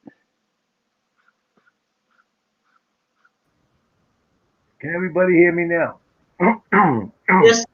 Panata Puma, Uncle Jet, Uncle Johnson, Nebu, Nefi Kipa, Nebu, Haru, Ma Ati, to you, our great Seba, Khepri Ptah. We are very blessed and honored to have you in our presence. And that's gonna be tough for me to top that because our brother, we got a Ptah, Khepri Ptah Asar, two punch for you today. And we're here on Atlantic Production, and we are talking about the Dogons and its cosmology, frequencies, vibrations, and its relations to African spirituality. So since our Seba has taken you on the trip necessary to embrace that first frequency through the sound, I shall take you now into the Zep Tepi and the relationship of the Dogon's spirituality system, which permeates throughout all of Africa, throughout all African peoples. And it begins again with the sound. Remember, the sound is the first which opened up the void to the void of evolutions and a continuous existence. So in Medunetta, the word name in Medunetta is Ren, the mouth with the water sign, Ren. And when you turn it around, you have water sign and mouth, which is Nur, and Nur means energy. So only by applicating our indigenous language can we find the expression to the proper first frequency in order for you to comprehend who you are, where you came from, why you are here, and where you are going. And to do this, one must understand that motion is a requirement, a necessity in the separating of the collective energy contained within a motionless code void, such as new, primary ocean of nothingness, dark energy, the cosmological constant, or the or oblivion, which are all just five different schools of thought, which has only one meaning. We're talking about the all of alls, where everything is, was, and shall be is contained. Do you have back control of your PowerPoints, Queen Mother Goddess Asma Tefnut? We're going to take our listening audience now on a cosmic journey so that they may see and realize their immortality and to present the precious treasure, which is the evidence that our ancestors left us on the tomb walls in mute testimony of our divine doctrine of immortality. Yes, And Seba, I requested to share. Do I to our grow? Kevin Ptah has done such a magnificent. I'm ready to sit back. I could have sat back another half hour listening to Kevin Ptah. It's just he just takes us to such another level that we're so honored to have him gathered here in our presence today. So And we must Bhutarwaniti. to understand our cultural spirituality, and the same with the Dogons. First, show us the mask again, and then we'll relate it from the mask, then bring us to the picture. The mask of the Kanaga. The Kanaga mask is the quintessential symbol of the Dogons, in which embodies all the electromagnetic or frequencies of the universe into a symbol. And the symbol is broken down mathematically, is broken down scientifically, and it's implicated and manifests within our cultural cosmic collective spirituality. It has astrology and astronomy, which gives us absolute accountability and style validation. So many of the mysteries concerning the universe and the Ankh life beings that are found within it. This is also true regarding the theories, laws that govern them. Who am I? Where do I come from? Why am I here? And where am I going?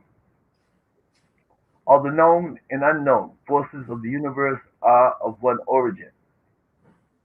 Necessity becomes the order by which these forces reveal themselves. Existence demands that energy be spent. Existence is realized by the expansion of energy that must have a source.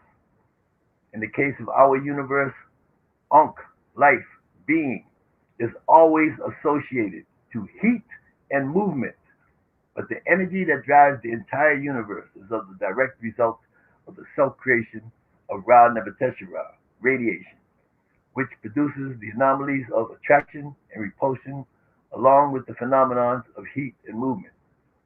So, to understand our concepts of cultural spirituality and the cosmogony of all African people, we devote ourselves to Ra Nebuchadnezzar Ra. Of course, you may know her as Nebuchadnezzar. Neb means Lord, means great, Tesha means holy. We added the Ra in the front and the Ra in the back because the Ra in the front represents the Ra of the light which shines upon you today, which is atomic energy, and the light shines its light upon anything, creates a shadow which produces the phenomenon of radiation or subatomic energy. That's why the Ra is in the front and the Ra is in the back, so everybody can know we call today in this new age order, the great golden age of Ptah Asar, we call upon Ra Nebuchadnezzar Ra. And of course, again, there's no G there because you do not want to disturb the first frequency specifically. So, in order to relate this cosmogony or this spirituality, which is based upon the doctrines of Ma'at and the concept of self-creation. So we find these self-created ones. Show the Dogon mask again, the Kanaga mask, and back to Radha Vateshwara again. When we look at this Kanaga mask, we see the four attributes of manifestation of Radha Vateshwara. And the first attribute of manifestation is Temu. Temu in Medunetta means to think. Temu means thought. Temu means to plan. Temu equals mentalism, and we equate this scientifically to electromagnetism. Then, after the Creator spoke her name as a word of power, when energy that is collected, absorbed, and then stored had to be released, entered the mouth that pronounced the words, the name, the resonance produced a window, a door. And the door opens up, and the Creator released herself. And so he becomes Ptah. Ptah becomes the Medunetta, the door. Ptah literally means door in Medunetta, or to open. Of course, if you look into God and the Silence, the P in Medunetta represents a mat or a stool, which has no sense to your cultural spirituality. But you must learn God and the Silence, Ewald Bulge, Champollion, Reisner, Petrie, and most of the noted Egyptologists, as in your training in scholarship. So we're going to bring scholarship to you, but we are not scholars. But I'm going to talk mainly of this is our story, first frequency specifically. So the door opens up. And then as the door opens up, the Creator released herself and then felt the sensation of weightlessness, which was undesirable and had to be overcome. Enter attribute manifestation number 3, which is Amen. Amen in Medunetta means the hidden one, or he or she who is hidden, and also represents the primordial mound. And so now After the Creator found a place to stand and had gathered him herself into gravity, enter the fourth and last attribute of manifestation, which and Amen is equated to electrofield force, field force of gravity. Enter Khepri, because the Creator says in the Medunetta text, being that I was alone at this time, it pleased me to make others. So I went from being Netter 1 to Netter 3. I made these beings in a manner in which all things are made. So now the Creator begins to produce atomic energy. That's why the beetle on top of the head of Nebuchadnezzar, you see the beetle with the sun disk, which represents atomic energy, which represents the expanding universe, such as dark body radiations, black holes, galaxies, which produce atomic energy, light stars, planet moons, and life forms. So now we begin to understand how this came about by translating the Medunetta text found in the Mastaba text, the Pyramid text, the Coffin text, the text of Anu, the text of Kemenu, which is in Hermopolis, the text of Heliopolis, of Ra, knowing the evolutions of Ra, the text of the cosmology of the Shabaka stone, which was preserved by Shabaka, and he had it engraved in stone. And within each one of these cosmogonies, we notice, show the Medunetta, if you can, of the Shabaka stone text, so that I can relate this into a Medunetta text. Okay, this text here is, as Khepri spoke earlier about, these are the ancient ones. These are called the Kemenus. The Kemenu is, you spell the word Ankh out, Ankh. You start off with Ankh, Anket, Keket, Anket, Nunet, Keket, He. These are manifestations of the inner of the void within the void of these sacred ancient beings, which we call the Ogdads or the ancient ones, who dwelled within this primeval ocean of nothingness. And as this energy was collected, absorbed, and then stored, this energy had to be released. And at the point of this release, the next slide out of the Kebu into the Chewbacca stone, please. And as the Creator spoke his and her name as a word of power, that's the Renpet. That's a Renpet picture for the primordial Renpet. And as the Creator spoke his and her name as a word of power, the door opens up. So now let me go into the pyramid text to give you so you can have the frequency to relate to it when you see it. And the text goes as follows. I am he, she, who existed in the primeval ocean of nothingness, eons and eons of evolutions ago, before the beginnings of time. When I thought that the moment had come, right there, it's good. When I thought that the moment had come, I fashioned my mouth and I uttered my name as a word of power. With this power that was my birthright, I fashioned myself in forms from out of the primeval oceans of nothingness.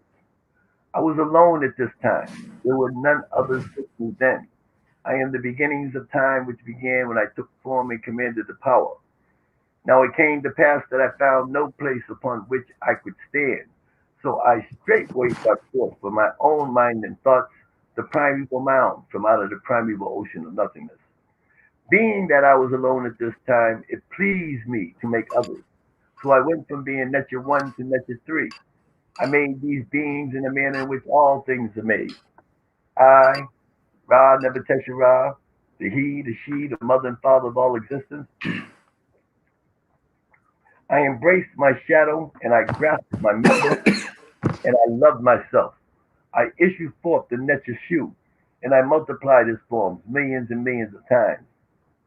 I gathered a portion of the remains and I swallowed them and I spat forth Tepnu. They are my heart and soul, twins born of the same birth. Where you find the one, you find the three, for the three is of the one and the one is of the three.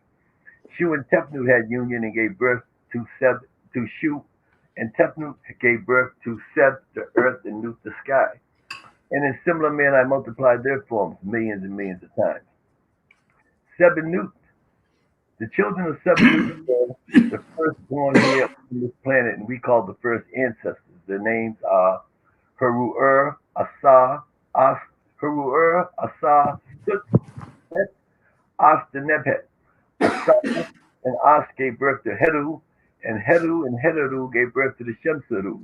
The Shemsuru's names are Mesta, Hapi, Twamutif, and Quetzalcoatl. And when all this was done and all manifestation of things that come into being, I made all things that creep, crawl, swim, and fly, and for them to remain here forever, for them to exist here forever, they must remain in the position that I stationed them. And their movements give meanings to my work, and their movement is no drain on my powers. It is I, Ra Nebuchadnezzar, who issue forth the order of existence. This is the most sacred and oldest text known to humankind. It was developed on the banks of the river Nile over 5 to 10 million years ago, in which we can prove with the methodological star timeline, which is on the back of the Egyptian calendar, which you can also purchase with with Seba Clemson Brown after the show the description.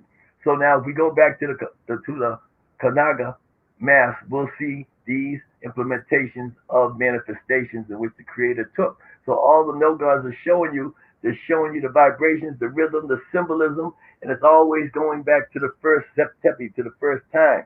It's going back to this energy, this nerve, and this nerve which released itself out of the primeval oceans of nothingness. Show us the green symbol, please. The green PowerPoint. So now we go here. Boom. Now we have to go into our science, our sacred science. Remember, we just did the Zeptepi. We just did the pyramid text, which is your cultural, cosmic, collective, conscious spirituality through the Medunetta. This gives you a foundation of spirituality and your frequency as you relate to these cosmic forces. But now let's break this down scientifically. This, what you see now, is the void of voids, which is the all of alls, the primeval ocean of nothingness, which we call Nu, the primeval ocean of nothingness, dark energy, oblivion, or the cosmological constant. Cosmological constant, of course, is used by Laplanche or NASA. But this is broken down scientifically as oblivion. Oblivion is a place of perpetual continuance where particles of existence are reduced to its lowest common denominator, invisible strings and strands. It is a form of existence that connects the concept of subspansion and expansion. Its boundaries are endless and ever-reaching, indicating that it is the outer cover, this universe of radiation and light, and the inner cover that encloses this universe of dualism.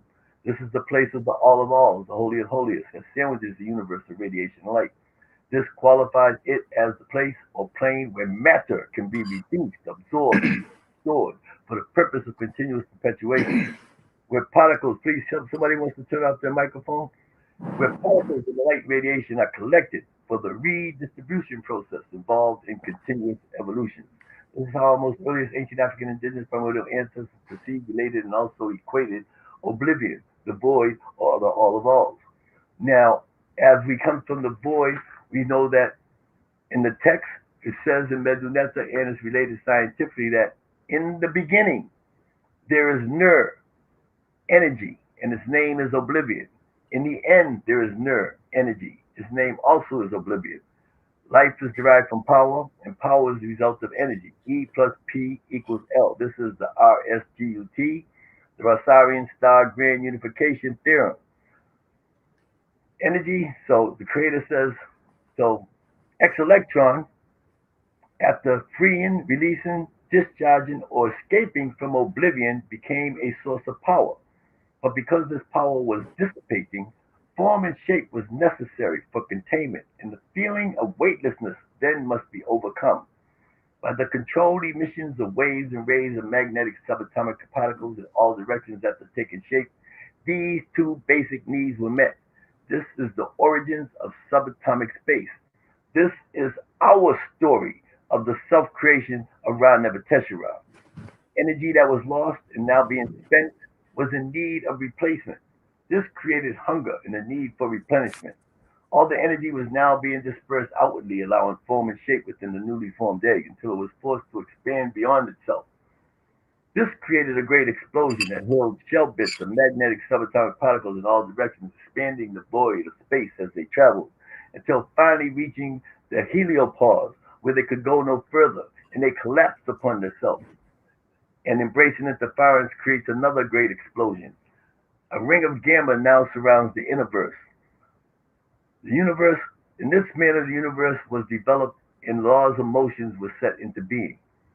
Some of this energy that was not absorbed The energy from this gamma, from gravity collapsing upon itself, produces these gamma orbs and gamma blasters, which in intervals are expanding and surging energy inwards towards the egg. One gamma blast is the equivalent of 1 million supernovas, or a star exploding and imploding and exploding upon itself, causing a supernova. Well, you need 1 million of one supernovas to equivalent one gamma orbs, and there's trillions upon billions of gamma orbs inside this universe. And these intervals of explosions are surging energy inwards to the self-created one, Ra Nebuchadnezzar, the cosmic egg, radiation, and which allows to replenish and recycle itself. Some of this energy that was not absorbed inwards was released outward beyond the gamma ring as bits of pure antimatter upon embracing interference, which that is interference right there. We're going to break down interference, the principle of spirit that is a constant that affects change, which is actually universal capacitance, which is ma'at. But some of this energy that was not absorbed inwards to the egg was released outward beyond the gamma ring, and upon embracing interference, develops in a region we call the nursery of the stars as dark body radiation, black holes, or galaxies. These dark body radiation, black holes, or galaxies are pushed away from the innerverse and is the realization of the outerverse, or the expanding universe. These dark body radiation, black holes, or galaxies produce atomic energy, light, stars, planets, moons, and life forms until all the above mentioned energy once again into oblivion, new, the primary for nothingness, dark energy, or the cosmological constants. These forces will adjust, propel, and expand the continuous perpetual evolution of the expanding universe. So now let's maintain the scientific state of mind. Since we just went through the mathematics, we get to the science, we're going to break this down to the dimensions and dynamics of the universe. So we know oblivion is found through the photospectrometers on the COBE satellite, which is COBE, COBE, which is Cosmic Observatory Background Explorer. If you want to do your research, your due diligence, please Google that acronym, and you'll see CBR, which is Cosmic Background Radiation, or CBMR, Cosmic Background Microwave Radiation, which is the cosmic ray, right there. That's radiation. And that's broken down as radiation is an energy form. That is the result of a supernatural phenomenon, a universal metamorphosis involving beginnings and endings. It is the molecular appearance from the source of all creation. It is the force that causes the universe to expand outwardly and uniformly. It is a living, growing force, and because of this, it is known to be a germ, the germ of life, the primeval germ of existence.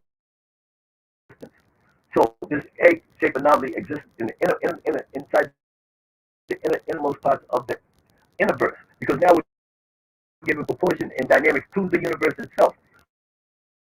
We have an universe where the egg is that's surrounded by the ring of gamma, and as the energy is released outward, as bits of pure antimatter embraces the finds develop into dark body radiation, which is known as black holes or galaxies, which are expanding the universe. This is the outer verse. We live in the outer verse within atomic energy, such as in Gij, comma J equals 0, which is a mathematical equation by the great Nigerian mathematician Dr. Gabriel. Okay, so we're going to relate the Gij, comma J equals 0 with E plus P equals L, because they both go hand in hand, side by side. Although they did not respect his decipherment of gravity, let me just add the gravity in here so there can be no sign of flaw within our unification theorems. Gravity, contrary to academia, is not just simply action from a distance proceeding from masses or the forces that attract two or more celestial objects to one another. Gravity is the result of antimatter collapsing upon itself, producing gamma explosions which release nuclear energy inwards and outwards. The energy that is released inwards wasn't always shall be absorbed by the self-created one, Ra Nebuchadnezzar. The energy that is released outwards beyond the gamma ring is bits of pure antimatter upon embracing it to develop in a region we call the nursery of the stars as dark body radiation, black holes, and galaxies. These dark body radiation, black holes, and galaxies are pushed away from the universe and is the realization of the outerverse. And these dark body radiation, black the sound is distorted. It's distorting. The sound is Oh, distorting. it's good now. You're good now. Dua, dua wusiwa. Dua. These dark body radiation, black holes, and galaxies produce atomic energy, light, stars, planets, moons, and life forms until all the above mentioned energy once begin into oblivion. These forces will adjust, propel, and expand the continuous perpetual evolution of the expanding universe. So what we have here is a relationship between light and radiation. These are the laws of universal dualism. The two key players are light and radiation. Within the universe, these two supply it with heat and movement. Radiation and light are the forces that allow uniform expansion, are the reason why the universe is expanding. Without an understanding of these two forces, the universe is without explanation. They are mirrored images of each other, different only in their limitations. And from these two forces comes the laws of universal dualism. So as we begin to understand this universe, where the A, this domain is, and so the creator first had to release himself, then seek out himself, overcome the sensation of weightlessness, embrace Ma'at within himself, then he was able to acquire the ability to experience the phenomenon of being. This is Ra Nebuchadnezzar right there, which you can see the four attributes, which is similar to the Ka Naga symbol, in which the Dogons use on their mask. This is just the same story of the same people doing the same thing all over the world. It is a global Naga presence. It's just the symbolism has been altered, changed, and rearranged, but the mathematics is still there. You see the two black dots there? The black dots represents the movement of the Cyrus and Ra doing a binary dance. Okay? Go back to the next one again, Queen Mother. That was good. That one there. You brought a great relationship so they can see the four attributes of manifestation with Ra Nebuchadnezzar in the middle. And this is how we're able to relate to each and every ancient megalithic architectural monument all over this planet. They have the same symbols embedded within the stones, the megalithic structure, within this polymer and polygonal architectural construction is embedded a code. Our ancestors wrote everything in a star code, in a sound code, in a color code. And once you're able to interpret this code, you is by embracing the concept of self-creation. And only by embracing this concept of self-creation will you able to explain to yourself and to your children who I am, where I came from, why I'm here, and where I'm going. Who am I? I am a Shamsuru. I am a Naga Shamsuru, a Nesubiti. Where do I come from? Why am I here? I am here to experience the phenomenon of being. Where did I come from? I came from the direct issue of Ra Nebuchadnezzar. And where am I going? I am going to be Raborn, Ranu as a star, expanding with the universe forever and ever. This is the path of immortality. This is the doctrines in which our ancestors left us, that there is. This is the precious treasure. The precious treasure proves beyond a reasonable doubt, it is undisputable evidence that there is life after transition, not death. There is no death. There is no death in our cultural spirituality. Life is one, and the one thing is the beginning of another. There is life after transition in Ra birth as a star, back to atomic energy, to begin to expand with this universe. And these are the codes which are embedded inside of the spirituality and the cosmology of the Dogon people. And it's written in the Medunetta text. It's written in the multiple Medunetta texts of the Pyramid text, the Mastaba text, the Shabaka stone, the Kemenu, the text of Anu, the book of Ra, knowing the evolution of Ra and of overthrowing of Khepri. It is all documented for millions and millions of years. For you, here it is here. This is the sacred text. You read it from the top to the top left register, reading top to bottom from the right side there. It says, Pert M. Heru, chapter coming forth by day every, and knowing the continuous perpetual evolutions around Nebuchadnezzar. This is exactly the same quote text that I just spoke to you of the pyramid text. I have it written in Medunetta for everyone to see so that they can learn to read, write, speak, and translate Medunetta. And so this is what we came to bring to the family today, is the interpretation that the Dogons were masters in instructors to navigate us on our cultural spiritual path of immortality through symbolisms, through sounds, through dance, and through the sacred culture and the sacred rituals. And that we are culturally and ethnically union. We are combined together. There is no separation between none of us. It is a thought, and it is the thought of self-creation which brings us together. And so I would like to say dua, dua, dua to everyone today on the transatlantic production. I know we're running out of time. I'd like to both Clemson Brown and to our Queen Mother so that she can direct you to how to get in touch with us, how to purchase your calendar, because you're going to have to take your calendar down from your wall. There's nothing we could do for you if you're waking up with a Gregorian chronological timeline on your wall. You're suffering, your children are suffering. That calendar separated you from the moment of your birth, the star of your birth, and the star of your transition. So you'll always be Hellenized and lobotomized. They call you what they call us small instruments of higher management headed expeditiously to a Hellenistic oblivion. That is not the path of a true Naga, of a melanated people. We have to take our minds from being zoned in on this scholarship foolishness and to embrace the totality of our cultural spirituality. Because the scholarship is only information that was corrupted and fragmented and plagiarized and regurgitated back to us in an unholy manner to keep us from actually recognizing who we are. And once they know that we know how to tell cosmic time, then we become the threat in which they've always been afraid of. Right now, they don't fear us because we don't know how to tell time. So we don't know how to tell time means that we have disconnected ourselves or severed ourselves from the cosmic environment. And you can find it all in my book, The Cosmic Egg, aka The Primeval Germ, A Journey of 59 plus 21 zeros, which explains the origins of existence and the creation and development of the universe. And you can also, on our website or down below in the description, you can purchase your calendar, the 2020-2021 year, rent pet number 10 of the Ipeteru Shabitem Tuaru Pamaat, ancient the lunar calendar, and the meteorological star timeline. And I would also like to say for my brothers in Ghana, we will be traveling to Ghana to see our brother Black Messiah, and we'll be traveling with Mama Eli Travel Tours. Mama Eli Travel Tours, they're indigenous African, West African family in Accra, Ghana. They will give us safe travel and our visas to make the trip to Ghana, to back to the port of no return, and to hopefully have dual citizenship. But we will be traveling to Ghana soon through Mama Eli Tours, family tours.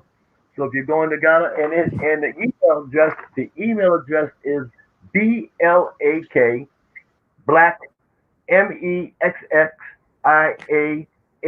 Black Messiah at gmail.com. That's BLAKMEXXIAH at gmail.com. For anyone that's ready to travel after the coronavirus, of course, comes down. That's what we're waiting for the level 4, level 5 protocol so everybody can be able to travel without restrictions. So we're moving to Ghana, and then we're going over to the Sudan, and we're going over to Kemet. We are doing tours to Kemet, tours to the Sudan, and we will be setting up tours through Mama Eli's travel agency to Ghana, to the port of no returns. And I'd like right now to send it back and to my Queen Mother Goddess, Asma'at Tefnut, that she may give you more to close the show down, because I know we're 2 hours into the show. Is the other Queen Mother still with us? Siva Clemson Brown. Is the Queen Mother? Yes. And we want her. Alex first, because she's still with us. She's been waiting 2 hours. That's a long 2 hours, Queen Mother, but we have been waiting patiently to hear your experiences of listening to Clemson Brown for so many years, and to all the information and the awakening that you have occurred to you, your resurrection of the new frequency of your awakening, and you can express to the listening audience your divine revelations. We give praises to you, our great Queen Mother Goddess, Alex. Dua. I forgot the Medunetta name you gave me. I didn't write it down, but I'm going to call you Alex. Yeah. Please tell us everybody who you are. Go ahead, Alex. Thank you, Brother Clemson. That was a wonderful presentation, and it was so in-depth and so enriching. It's so challenging at times to grasp that much information at once, especially from Khepri Ptah. And I did take notes towards the end of what he was saying, but the materials, Brother Ptah Asar, that you were presenting, I've heard before on several shows, so it wasn't as ripe, but it's less in-depth now, and I can like kind of sift through it. First, before I start, peace to the platform, everyone on the platform of TAP. Hi to everybody there. But I did want to say, I did take some notes as mentioned when Khepri Ptah was speaking. And one of the things that he said that caught my attention was when he said, transcend and in the trance. And there are so many of us in a trance right now, in limbo, coming out of organized religion, coming back into who we've always been. And that's one of the things I wanted to talk about with me, where I'm at right now with my transformation. In regards also to the G sound, the G sound, I never thought about that, but I was aware I do have Impundishi Jehutim's Spiritual Healers Are Warriors. I read a little bit, but I didn't finish, but he talks about how God is a Western concept, that terminology, God. Just like Buddha can't be translated, God can't either. So when we hear that G, it does block, and I didn't think about that, but when he said that, I said, yo, and I did the G. And what I thought of when we do G, that's caveman talk, G. Even with babies, goo goo gaga.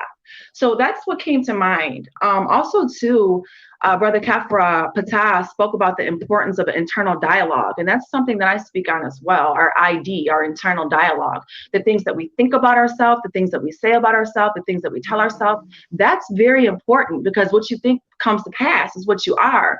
So I was very thankful that he mentioned that, because that's really, really, really important no matter where we are, to be like our biggest critic and our biggest fan, to have that highest self-disposition up front of seeing ourselves where we want to be and where we are. So I'm glad that he mentioned the internal dialogue.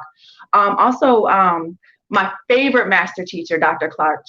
John Henrik Clarke, who I found recently. This is all very new to me. I found him in 2016, and I actually just got my first book published, and I put a quote in my book from Dr. Clarke, and he says, whoever is in control of the hell in your life is your devil.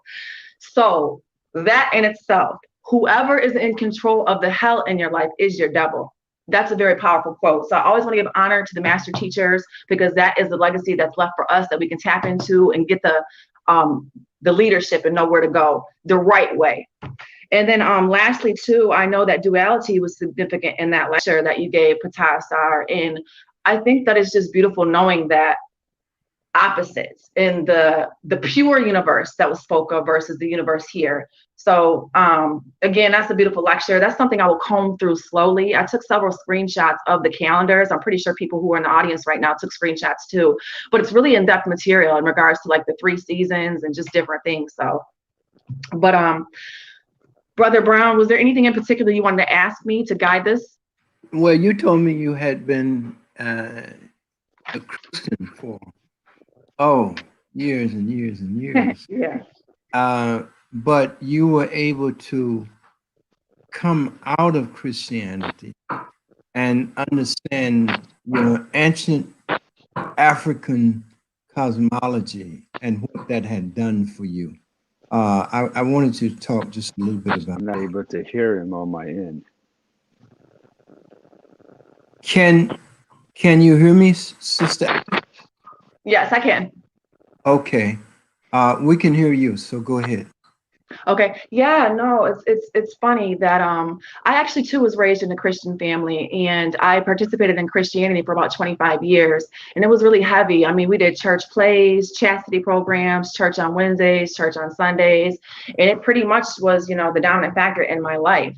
And recently, up until about 2018, which is like 2 years ago, very, very new, I started noticing that there were different things that were happening with me, and particularly I couldn't disagree with what was happening in my spirit. Something in my spirit was telling me there's something incongruent with the doctrine. So I had to just release it. And I'm careful with what I say, because I don't want to say I walked away from Christianity, because that has a negative connotation to it. Instead, I chose me. So for me, releasing everything, I just stopped going to church. There were certain things that just didn't align. In jumping into history and scholarship and paying attention to our elders, such as Walter Williams, such as Dr. Leonard Jeffries, such as Dr. John Henrik Clarke, Dr. Ben, looking at historical data, that like confirmed everything. There's no way I cannot unlearn everything I've learned. Ptolemy 1, Ptolemy 5, the councils, consubstantiality, just different terms, and looking at history and seeing how Greeks and Romans stole everything, misinterpreted it, misapplied it, concocted it. And once you know that truth, in addition to your own spiritual moral compass, there's no way I can go back. There's only going forward and there's only going within. So it's important for me to honor my truth. And the more I learn about my own divine feminine essence within, there's no need for me to outsource my power.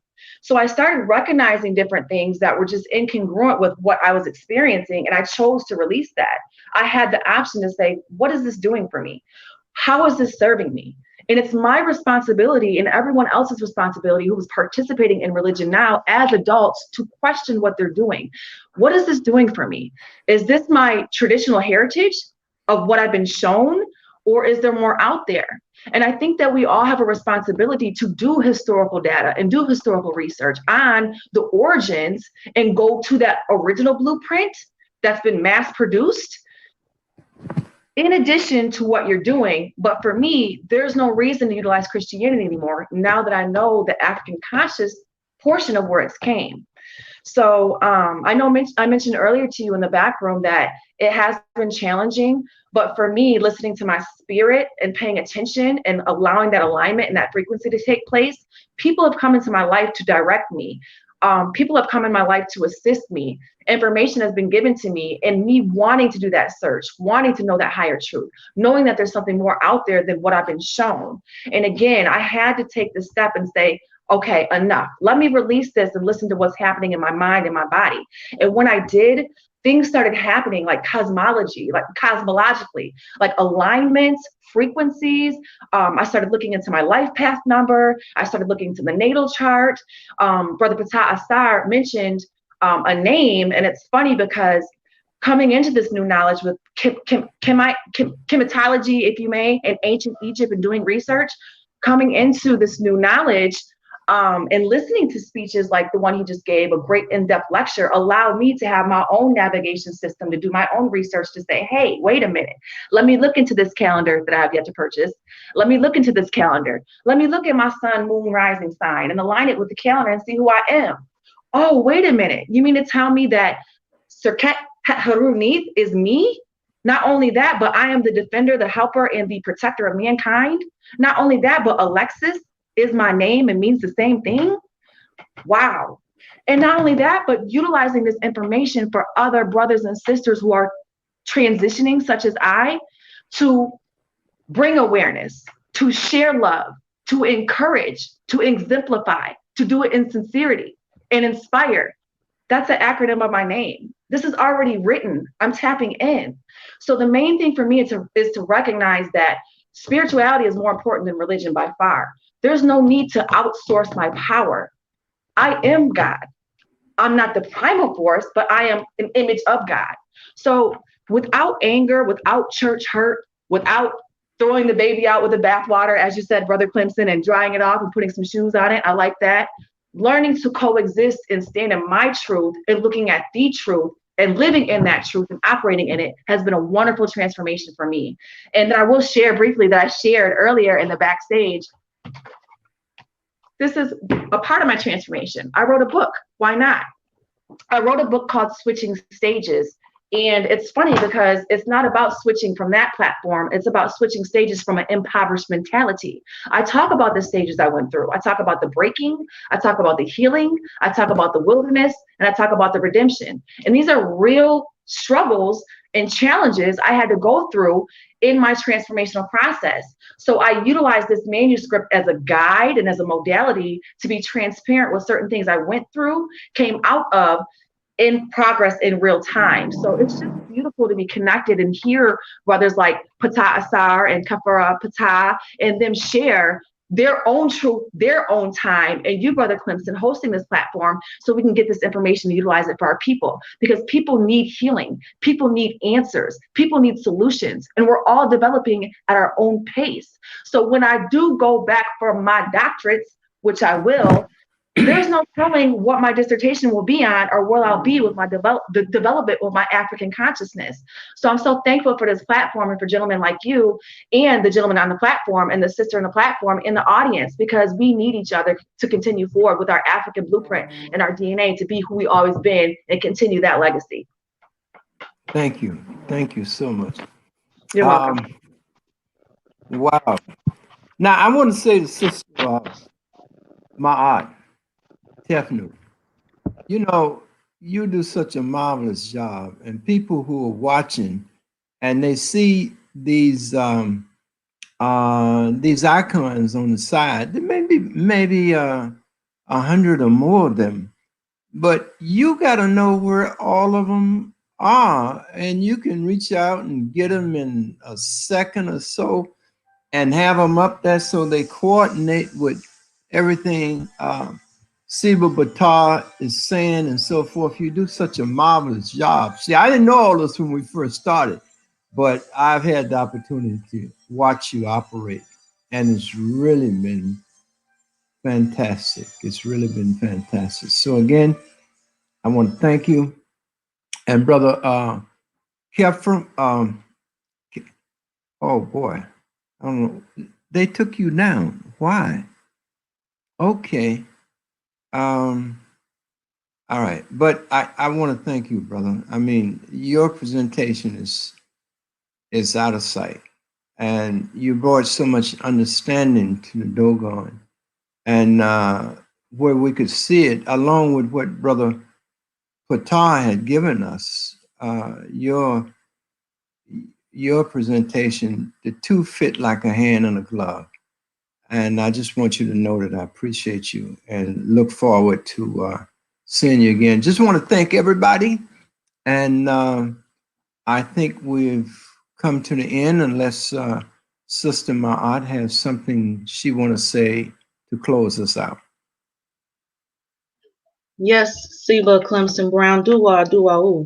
I'd like to share the presentation PowerPoint once more, if I may, so that I can share with everyone how to order their calendar, the ancient Kemetic Rostorian calendar. The calendar is $25. With your purchase, you will receive the free PDF of The Cosmic Egg, aka The Primeval Germ, A Journey of 59 plus 21 Zeros by Richard Bruce Wallace. You can make your payments through PayPal. You can also make your payments at Siba Ptah Secret Asar's website, www.ptahoriginals.com. We also have an Etsy shop. It's called Time and Immortality. And we also accept Cash App. Siba Ptah Secret Asar also accepts money orders. So you can contact him and or myself. If you have a payment type that you would like to use that we've not addressed today. And also be sure to contact us. This is the contact information for Siba Ptah Secret Asar and also Siba Khepri Ptah, as well as myself and Siba Ramutef Queb. Siba Ramutef Queb speaks about your birth star not being in the sky on your birthday, especially if you're over 10 years old. So what you think or thought was your birthday is actually not your birthday. So Siba Ramutef Queb could speak to you about that. And again, we appreciate being here on the show today.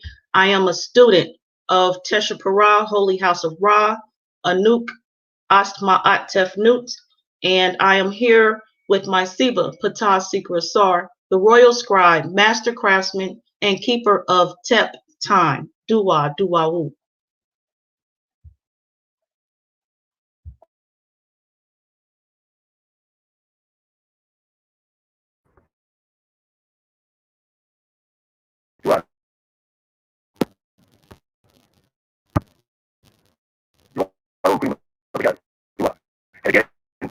Obrigado. cannot understand you, Seba. You're not clear, Seba. I'm not coming in clear. Testing. 1, 2, 3. You're good now. I, Dua. okay. I would like to make sure that everyone knows we dedicate the show to our great divine transition people. We got from the white and gold. Those temple here, the him right? Please like those temples right on the mouth. And so Mount George, that's the way we transition last year. And we dedicate my show to him up to the next New Year. Gregorian calendar, July 25th, 2021. This will be year number 11. So me and Ptah is his eldest student, and me and Ptah will be performing that helicopter there. For those who don't know who he is, he's the one that used to lead Dr. Ben into the audience or to his lectures. Seba, the audience missed the part where you said the show is dedicated to. If you could, again, please. Yes. Again, this picture here shows that we are dedicating this episode of the Dogon Cosmology and African Spirituality on Transatlantic Production Tap Video to our late transition helicopter, late transition master elder teacher, helicopter. He is the hand the high priest of the white and gold lotus temples, Stone Mountain, Georgia, and I am one of his humble students, and Ptah is his eldest student. So Ptah derives most of his divine energy from this great divine Seba, and we would like to pay homage and tribute to him. And so to everyone, I say, Dua. And Ptah would like to say something before Seba comes around, closes us up.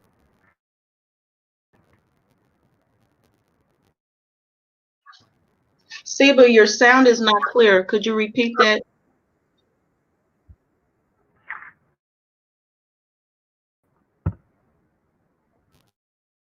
Ptah, would you like to close us out with something for helicopter to say for your divine himself before Seba Clemson Brown close us out? But you know, me and Clemson Brown got to take our naps. You know, we old people, we have to take naps about this time.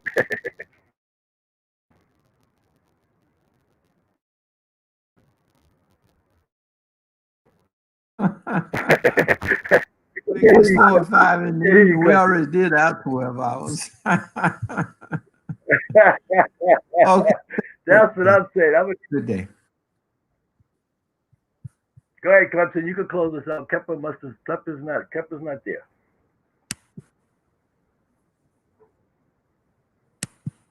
I would like to say, in the words of our paternal father, Asar Unefa Kentiamenti, that within the whole of the universe, nothing is ever added and nothing is ever lost.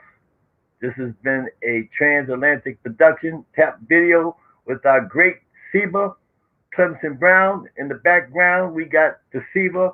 We got our great Seba, the God Killer, doing this thing in the background, making sure everything is, the transmission is correct. He's doing his thing. He's always in the background, but you know we're going to bring you to the forefront, brother, because we appreciate everything you've done for us and everything that you do for the great Seba Clemson Brown, and also to our great divine revered mother goddess Asma'at Tefnut, who took care of all the PowerPoints and presentations, and she led us into the platform with the divine energy. And we most definitely appreciate the Queen Mother Goddess Alex. That energy that she just thrown on us was like, whoo, that's called feminine energy. And we like to say to our great Queen Mother Goddess Asma'at Tefnut, we thank you, great Queen Mother, for your feminine energy and the energy that you brought to the platform. So we have two feminine energies that were dynamic to balance out all this masculinity. So we really appreciate your presence. Dua. Dua, ooh. Thank you.